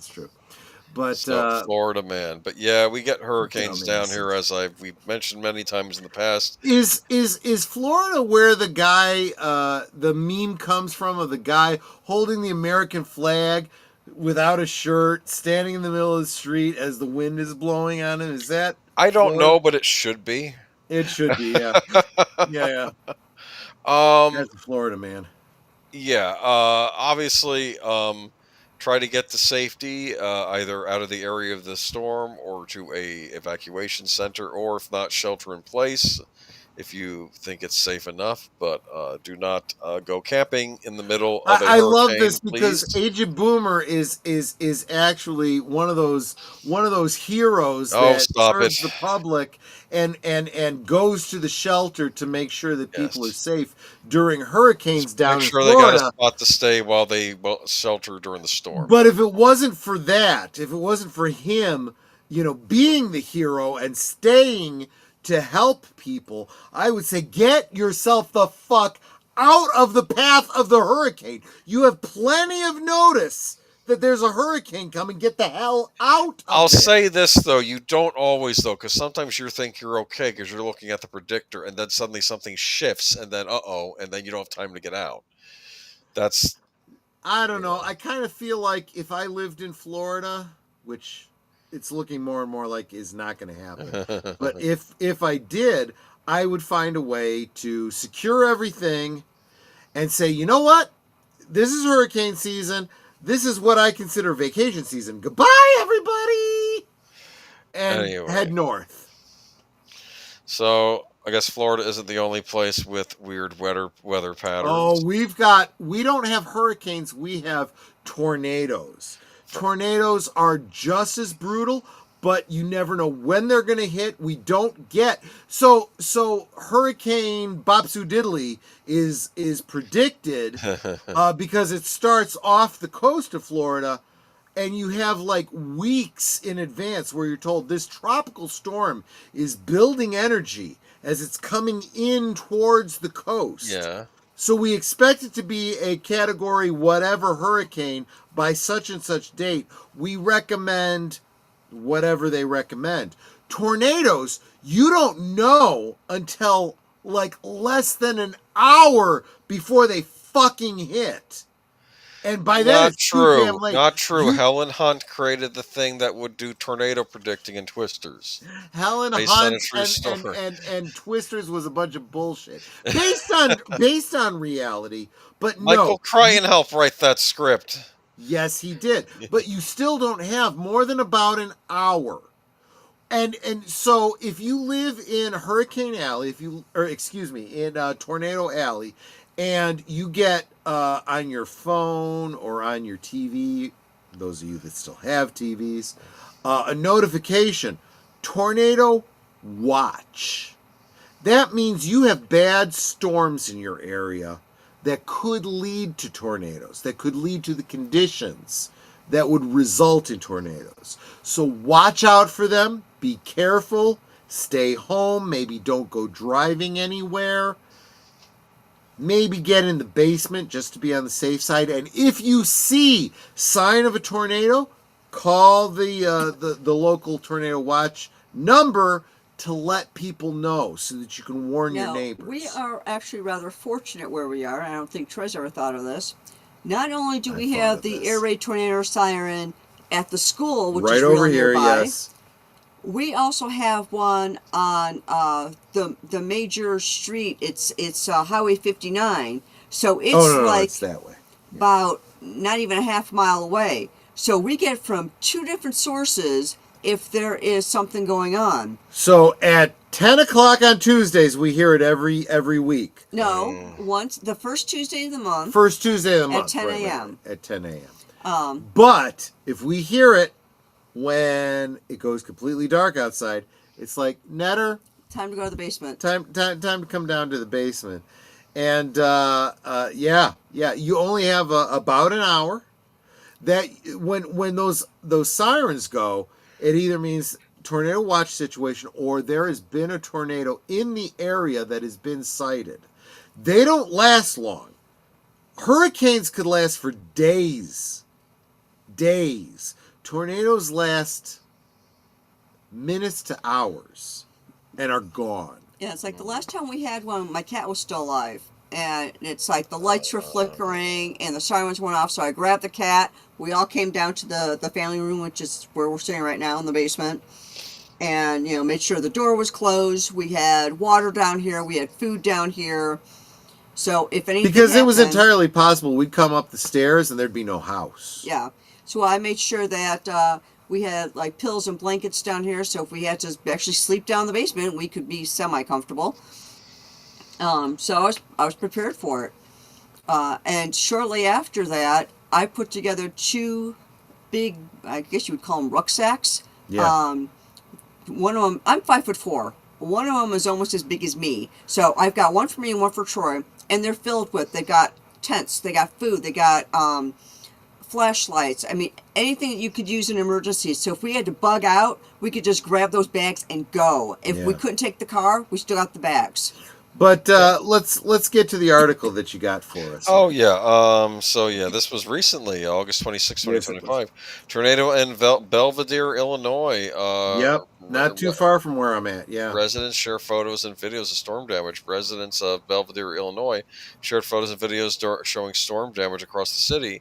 As a severe thunderstorm watch remains in effect, the visuals show multiple downed trees and debris scattered in several neighborhoods. Some of the residents said it felt like a tornado had touched down. However, the National Weather Service has not confirmed any tornado activity or no tornado sirens were reported during the storm. One resident reported on Facebook, "Tree down at West 8th and 5th Ave. Our backyard is a total disaster. Absolutely insane. There were no sirens for this tornado." Okay. No, it happens. Yeah. Another added 6th Street by Caswell is completely blocked. I'm pretty sure a tornado came through here. A third resident wrote, something just came through Belvedere, no power, no internet, bunch of trees knocked down. Kind of seems like it was, my neighbor said it was like a mini tornado that was nuts about the hail. Nuts, hail the size of a quarter. That was scary. Oh, hail. Okay. Yes. Yes. Another resident reported, we hope everybody was able to stay safe in what appears to be a tornado that hit Belvedere. Currently, our whole block is without power due to a down line. We have no timetable on when, if the power will be back on tonight. We will keep you all updated, but as of right now, we are going to be closed. Hopefully, not just for the evening. You all stay safe and have a great night. What you have to understand about a tornado, when it touches down, it seriously is like the hand of God, just sweeping across the ground, destroying everything in its path, tearing down power lines, bridges, everything that it hits. And then it just disappears back up into the sky and it's gone. Another wrote, tree down in Appleton, and also one down at Maryland Court off Appleton. Okay. Yep. So, is this common in your area? It is. It is why they call it the unfortunately. Windy? Is this why Chicago's called the Windy City? There's more to that story. That's a story for another time. But yes, it is partly right. So tornadoes are very common to the Midwest in general, not just the Chicagoland area, but all across the Midwestern plains. All open ground is fertile area. If you get enough, I'm going to say thunderstorms, but it's not just thunderstorms. It's whenever you have a very, very high pressure and a very, very low pressure, kind of like competing, they can start a funnel. And it can be very, very brief. And but these tornadoes, honestly, you know, I joked, we both joked a little bit about Twister. Check out Twister. It's actually not a terrible representation of what a tornado is like. It can tear up, you live on a street, it can tear up your neighbors across the street and leave you completely untouched. You'll probably lose electricity because you'll lose your power lines, but your house could be completely, perfectly safe, but everyone on the other side of the street completely, gone. Us here we are at this very moment in a basement. Our house could be torn away by a tornado and we'd be perfectly safe here in the basement. Like I said, we'd go upstairs and open the door and no house.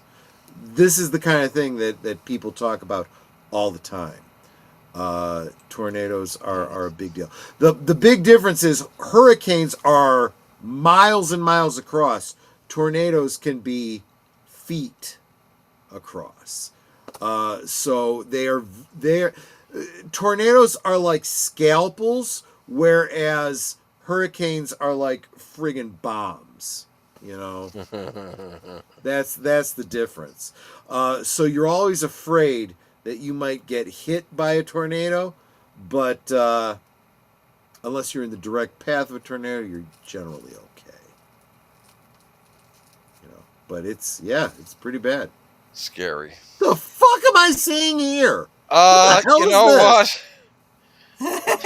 Anything left to say on tornadoes? No, I'm done. I want to know what this is about. You know what? I kept trying to find that this AI program was struggling, but you know what? This one was freaky enough. I decided we're going to keep this. Welcome to another local Florida. Now we're back in Florida. Another staple of Florida plus other states. Fire ants. You know what a fire ant is? Oh, shit. Yes, my grandmother used to call them piss ants. Yes. Oh, yeah. I know exactly what fire ants are. You live in Florida, you will get attacked at least once in your lifetime. Apparently, they're a problem in Pennsylvania as well.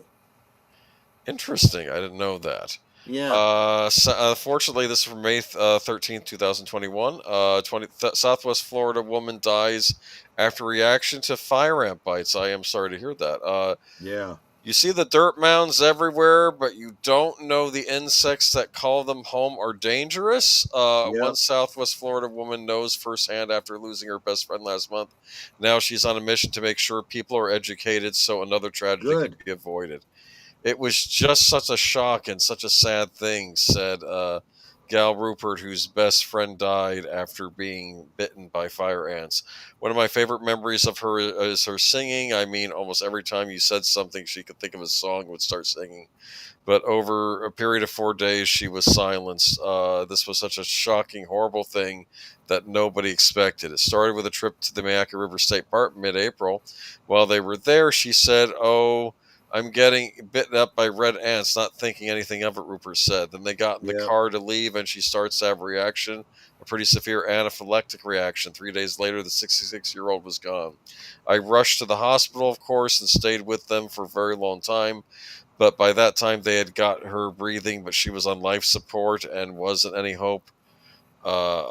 Brain-wise, Dr. Robert Pierre, a researcher scientist in urban entomology laboratory, University of Florida, said cases of people dying from fire ant bites are rare and sometimes avoidable. There are some people that are very sensitive to fire ants.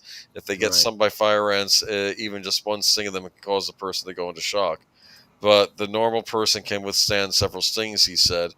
With the proper care and proper medication, it doesn't result in death very often. Ruth said her friend was allergic to bees, but she didn't have an EpiPen at the time of the fire ant attack, and I think that's the hardest thing, she said. We don't know if it would have made a difference if she had EpiPen. We're never going to know, but if one person went out and got EpiPen from hearing the story, it would be helpful. So yeah, I guess have one handy if you're Epinephrine allergic to these things. is a good a thing to have if you have any kind of allergies. It kind of kicks your immune system into overdrive. So it probably would have helped. Better to try something than just die. But if you are allergic, yeah, you got to be concerned. Red ants, so-called fire ants, or as my grandmother used to say, piss ants, are... No, that's what she was calling you. You're a little piss ant. Yeah, well, there is that element too. They are swarming animals. They behave Yep. in their communities very much like hives of bees, but they, except for very certain seasons, they don't fly, and they don't have stingers. They bite. They have pincers. Yep. Their jaws are pincers. Mandibles is the technical term, and they will swarm you and bite the crap out of you to protect their territory. They're very territorial. Yep. And their bites are, many people have some sort of reaction to them. Kind of like think mosquito. You could be allergic to mosquitoes, but everyone has some level of allergic reaction to a mosquito. You get that itch and the bump. That's the minimum, but some get go into anaphylaxis. But here's the thing: if you're bitten by a mosquito and you get that itch and you don't scratch it, you're not going to spread it. It's not going to. If you actually leave it alone, there's something to be said for that. It'll actually go away a lot faster if you can ignore the itch. But if you're allergic, you better seek medical attention as quickly as possible. So and this is one of those things that in the Western movies, this was not bullshit. They would bury you like up to your chest or up to your neck, and near a fire ant hill, and cover you in honey. And yeah, this was a horrible way to die. I have been bitten by fire ants. That hurts. Before. That hurts. The best thing you can do is find yourself a hose. Get near water. That's the best thing. Spray yourself off. Yeah. Like sometimes if I was mowing the lawn, like you have to be very careful. I hate fire ants. I used to watch videos online of a gentleman who would make sculptures out of ant hives, and he would do it with fire ants. What we do is, I think he would pour molten They'd aluminum. pour molten lead into them.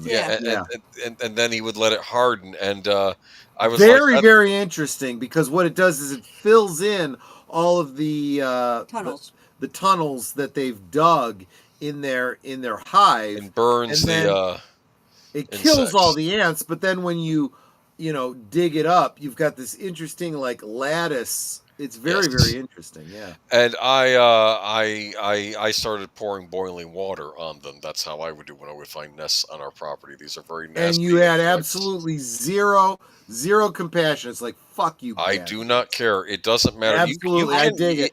I poured a bottle of bleach on an anthill. It was this huge anthill between our property and the one next door.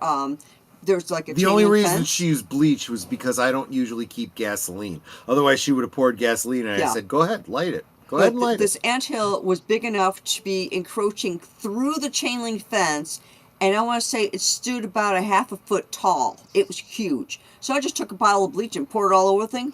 Those ants were gone, never came back. That'll do it pretty quickly. I want to say hi to Critical Thinking and Drinking. Thank you. Hello, sweetie. Thank you so much for stopping in. Haven't seen you in a while. Good to see you, my friend. They will storm. You will know when you're getting attacked. You'll be like, "What's that?" It's like first like, "Ooh, ow, ooh, ah!" And then it's like that, and they're all over you. And that's when you find and get to water. Get to water. That's all I can tell you. And if they're on socks, take the socks. Just get rid of it. Soak it, and usually the water throws them off. And it will hurt. And so you have a big problem with them around where you're, because we don't see a lot of them here in Illinois. But like I said, in Florida, since we moved, whenever we moved, that was one of the first things I noticed down here of the wildlife. And my grandmother said it was a problem in Pennsylvania. Nasty critters, and apparently they are an invasive species. According to this article, they are not native to Florida. They came from South America. I'm sure. They I don't know how they got over here, but there's a lot of ways they can migrate. They get into shipping containers and stuff like that. It happens. Yeah, I get it. Yeah, the USDA has also spent time working to eradicate the fire ants on a larger scale. They really are trying to figure out a way to get rid of these. Burn them with fire. That's a great way. They call them fire ants. You want fire? I'll give you fire, you bastards. Oh, a great short story, if you ever have a chance to read it. It's called Hartigan versus the Ants. I don't think they're fire ants. I think they're a different type of ant, but it takes place in South America, and it's all about this guy who's basically says, "Oh, this swarm of ants is coming to your property. Get out of there." And he says, "No."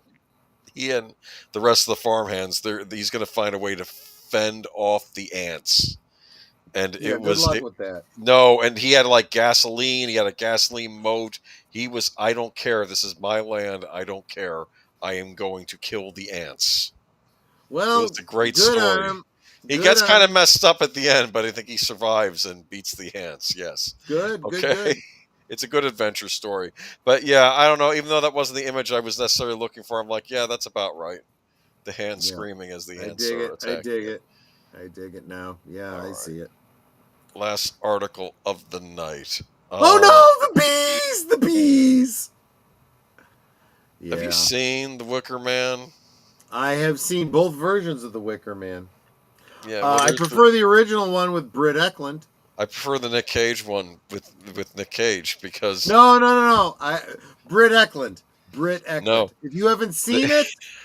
No, you'll give up. It's Nick not Cage her butt, dude. It doesn't matter. Butt. Those are some great boobies. Just saying. Anyway, I think you're confusing her with Ingrid Pitt. You see her in the buff. You don't see Britt Eklund. I like Ingrid Pitt too. Yeah, okay. Anyway, November 25th, 2024. Florida tree trimmer attacked by swarm of bees survives being stunned more than 100 times.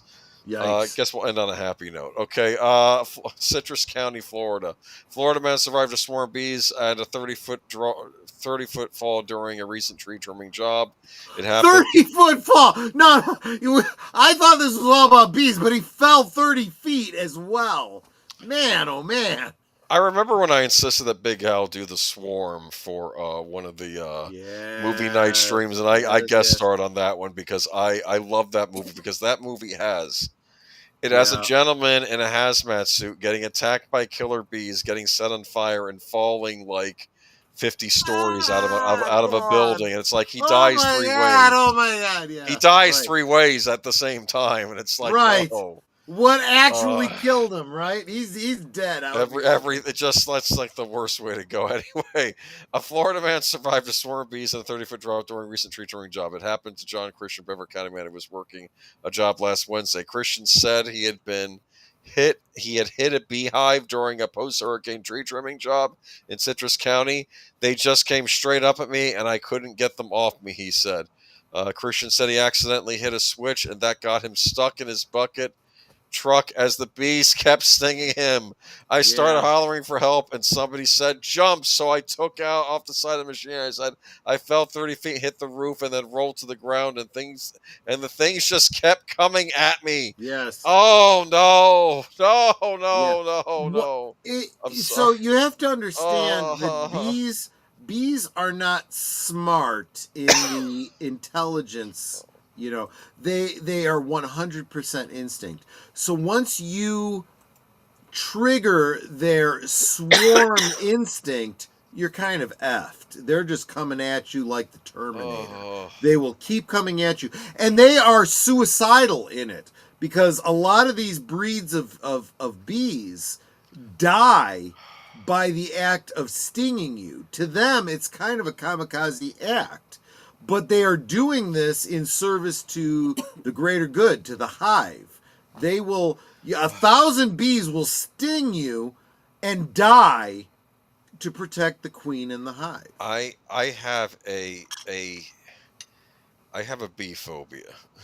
I probably shouldn't mention this on air or out loud to anybody, but yes, I have a bee phobia. When I was a young tyke, I was at a picnic, and there was a bee. Yep. There was a bee kind of buzzing around me, and I got real mad, and I just started swinging at the bee. Get out of here. Get out of here.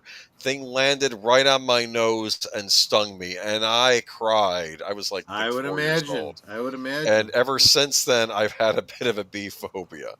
And the rest of the crew pulled him away from the swarm and rushed him to the hospital. I had no broken bones, no internal bleeding. They treated me out at the hospital. It's a miracle because the swelling went away. He was stung about 120 times, nearly half of them on his head. Christian also said he has a bee allergy that he's known about since he was a teen. According to the beehive guy, when he got here to remove them, he told me so many of these stories end up in tragedy. Christian said, "Yeah, I don't know. I think once they start swarming, you're in serious trouble." Mark Dahley says, "Did we ever get those killer bees they warned us about in the 70s?" Yes, we did. They are now an invasive species in the South and West United States. And what makes them killers is, unlike, most domestic like the honeybee is not as the honeybee and so forth. Yeah. When they sting you, the stinger pulls out their abdomen and they die. Killer bees have the ability to sting you multiple times, and it does not kill them.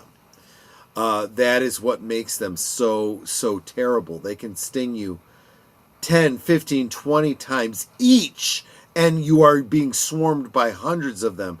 Even if you're not allergic to them, you are very likely to die from anaphylaxis. The murder hornets, mostly in the Southwest and West, like California, those things are as big as your thumb.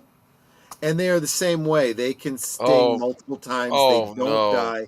And they've got mandibles that can bite huge chunks out of your skin. Yes, those are here in the United States. That's great. Where are they? And don't say Florida. Well, actually, for the most part, and see, this is the thing. These murder hornets are not generally a problem directly to humans. They go after honeybee populations.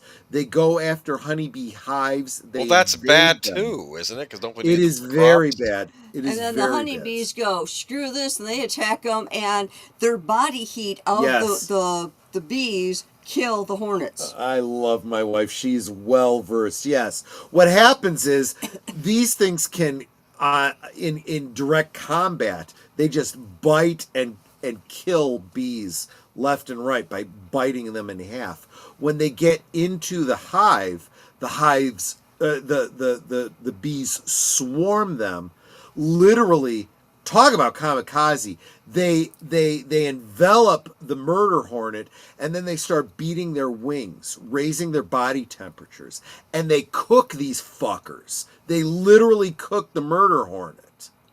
And it's a very specific temperature that kills the murder hornet, but the bees are still able to survive. It's very, very interesting. But yes, and welcome, Tim Hayes. Good to see you. Hello, Tim Hayes. Good to see you, channel member Tim Hayes. You might want to remind people about your target. That's there. right. We've made no progress. I had expressed that I am broken and sad because I just finished off the bottle of whiskey that the last bottle of whiskey that Evelyn Hampton had purchased for me a year and a half ago. And she's now passed, and it made me a little bit sad. But Netter said, hey, why don't you start, everybody could buy me a bottle of whiskey for a later stream. And I started a 15 super chat goal, and haven't really made a lot of progress there. You guys basically the end goal is $30. Yeah, I'm just looking for $30. If you count the one that I got on my channel. You want to buy me well, and Netter, maybe check the PayPal, see if anyone contributed directly. But I will look. If you guys want to buy me a drink, I'd super appreciate it. We'll salute you on a future stream. But anyway, yeah, bees. I have not run afoul of many bees. I thought I had been stung by a bee once, but I'm not positive that's what actually happened. Okay, so what am I talking about tonight? We are talking about the environmental dangers and hazards of our regions. So I live in the Chicagoland area. We're talking about stuff that, tornadoes, coyotes, dog attacks here in the Chicagoland area. Whereas Boomer's talking about hurricanes, Florida man, gators, bees. Yeah. So, and of course things. I basically said ants. Things are tough all over, and it's not just Florida. Every state, I'm sure, has its horrors. But look at that, Mark Dahley. Thank you, Mark Dahley. I'd rather have a bottle in front of me than a frontal lobotomy. I dig it, my friend. Let me bring that up. I just read it, but I should at least give you the courtesy of bringing it up so people can see it. Thank you, my friend. That's I super appreciate that, and I'm sure Netter's doing the maths on that behind the scenes. Sergeant, I want to say this right. Giratina. Did I say that right? Yep, there's lots of dangerous things out there in the world. Yeah. We don't have anybody on the panel from Australia, but Australia's got a lot of things that'll just fuck you the hell up. I always feel like Australia has the worst stuff. Isn't there some sort of jellyfish around there where you get stung by it? You'll wish someone put you out of your misery. That's how bad I don't know. They've got all kinds of stinging, biting, hunting, friggin' all kinds of things. Look, yeah, I was crazy. watching The Unexplained with host William Shatner, and they were talking about they kept getting whales were getting coming toward the shore, and they were like, no, you're gonna get beached, and they would kind of send the whales away, and the whales would come right back, and they discovered that then some shark they put out in the water, they were watching, they had it tagged, and they were tracking its trajectory, and it disappeared. They're thinking there's something off the coast that all these big, sea creatures are scared of underneath, and they're wanting to get away from it. It's a kraken. I'm sure of it. It's a kraken. I don't know, but we don't know what it is. But they were saying it was very odd because you're going to kill yourselves by coming into the shallow water. Whales go back out. It's yeah. I know that song, Mark Dahley. I'm a big John Cafferty fan. Yeah, things are tough all over. Yeah, I know that song. John Cafferty and the Beaver Brown Band, who lent their voices to what was it? What was the movies? John Cafferty and the Beaver Brown Band. They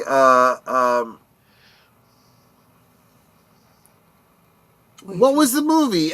With the Eddie and the Cruisers. Eddie and the Cruisers. Thank you. Okay, I was getting ready to friggin' sing on the dark side because I couldn't remember the name of the movie. Okay, I guess right. Okay. Yes, thank you, Tim Ace. On the dark side. Oh yeah.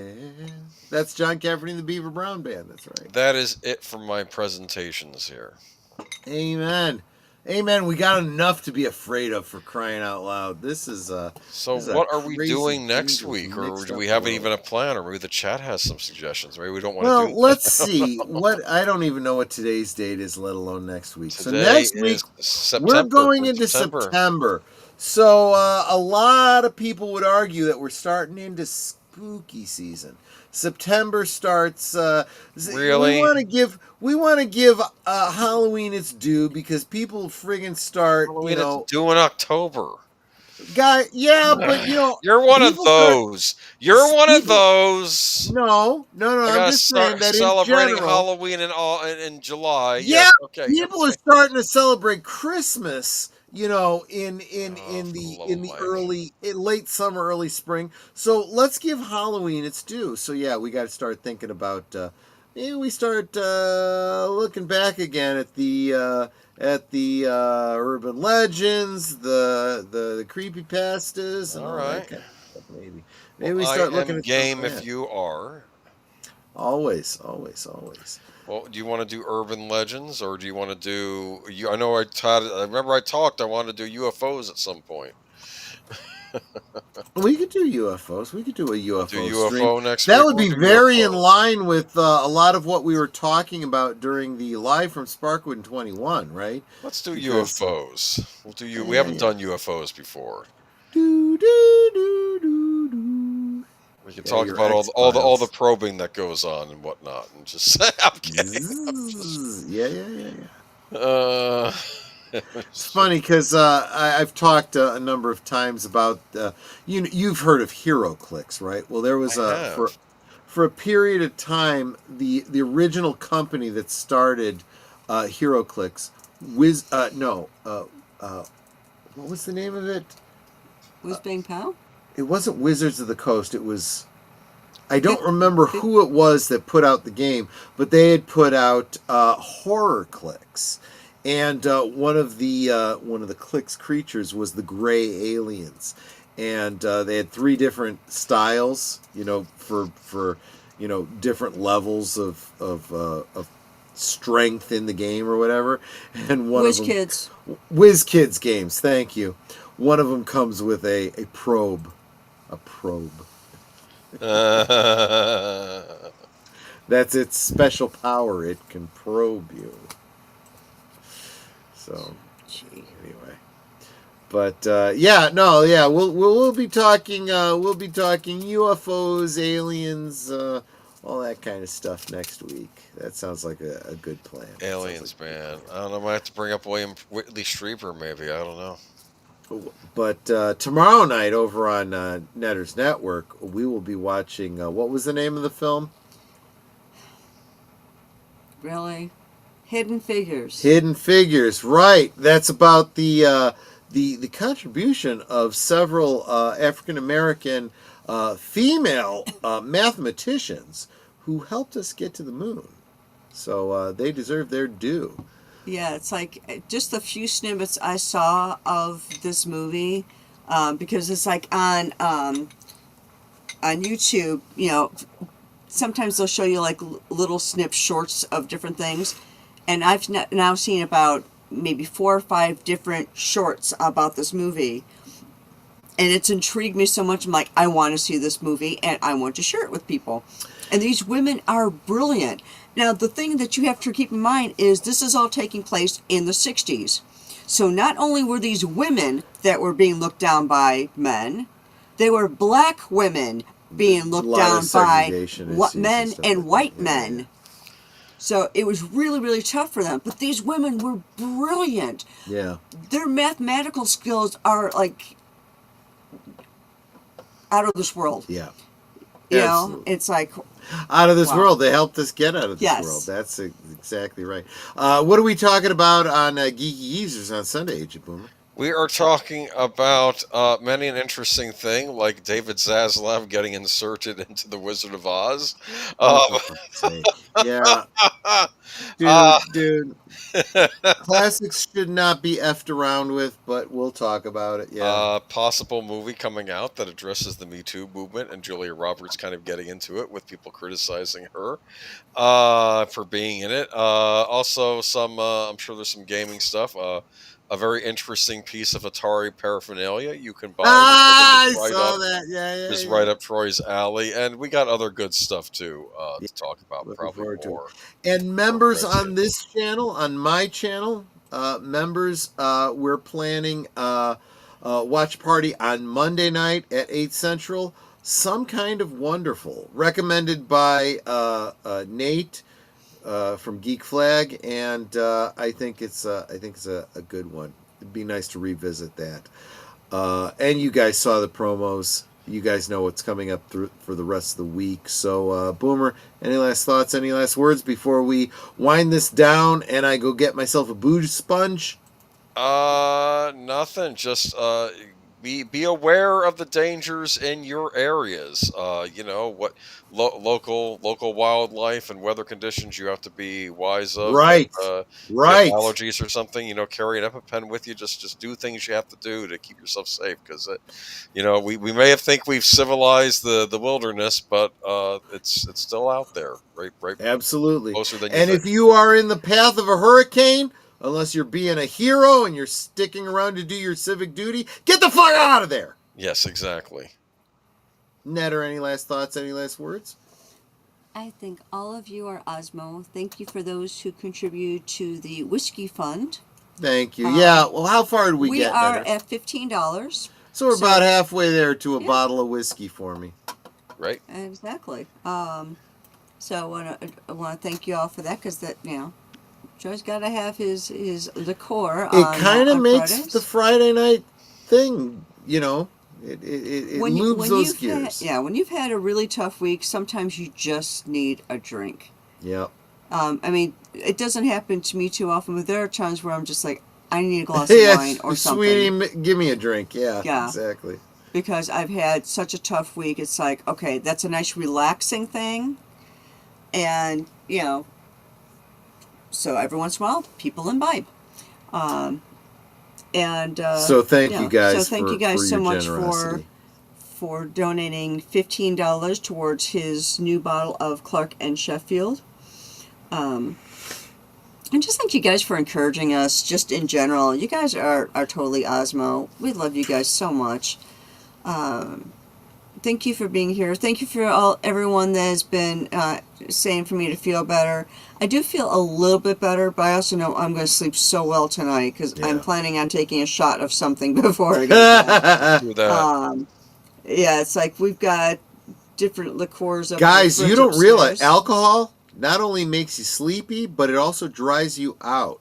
There is a medicinal reason for it, so it does have value. Like if I can't figure out which alcohol we have currently up in the refrigerator or the freezer, I'm sure we have a bottle of Jaeger. Oh, I think we got Jaeger. I will have a shot. See, of Jaeger. I knew she was going to say Jaeger. She's the one who turned me on to Jaeger. Well, see, Jaeger, for those of you who are old enough to remember this, Vicks Formula 44 cough syrup.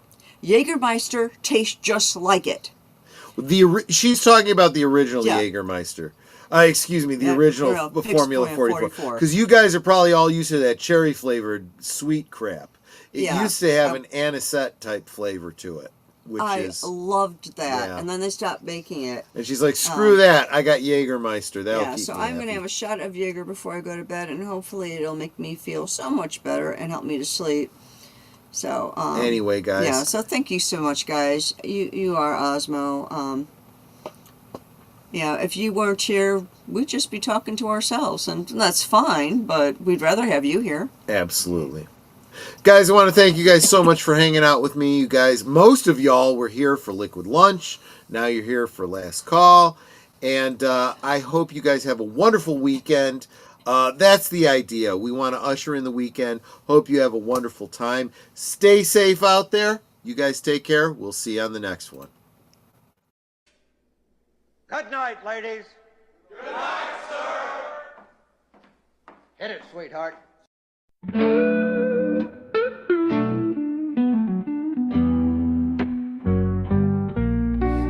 neon lights are fading, closing time is near. Whispers in the corners, secrets shared sincere.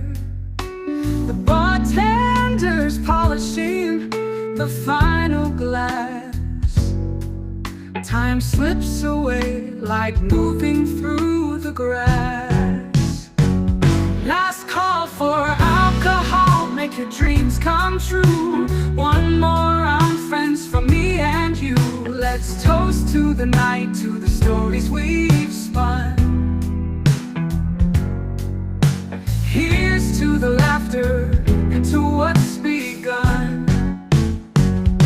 The shadows are dancing as we linger still. Every clink of a glass, a memory to distill. Beneath this smoky haze, our feelings they unfurl.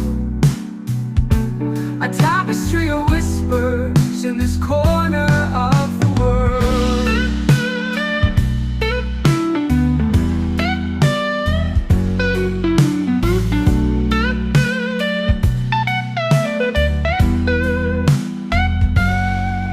The jukebox serenades us with a final tune, crooning to the lonely and the lovers under the moon. With every soft note, the end draws ever near. But in this fleeting moment, there's nothing to fear. Last call for alcohol, make your dreams come true. One more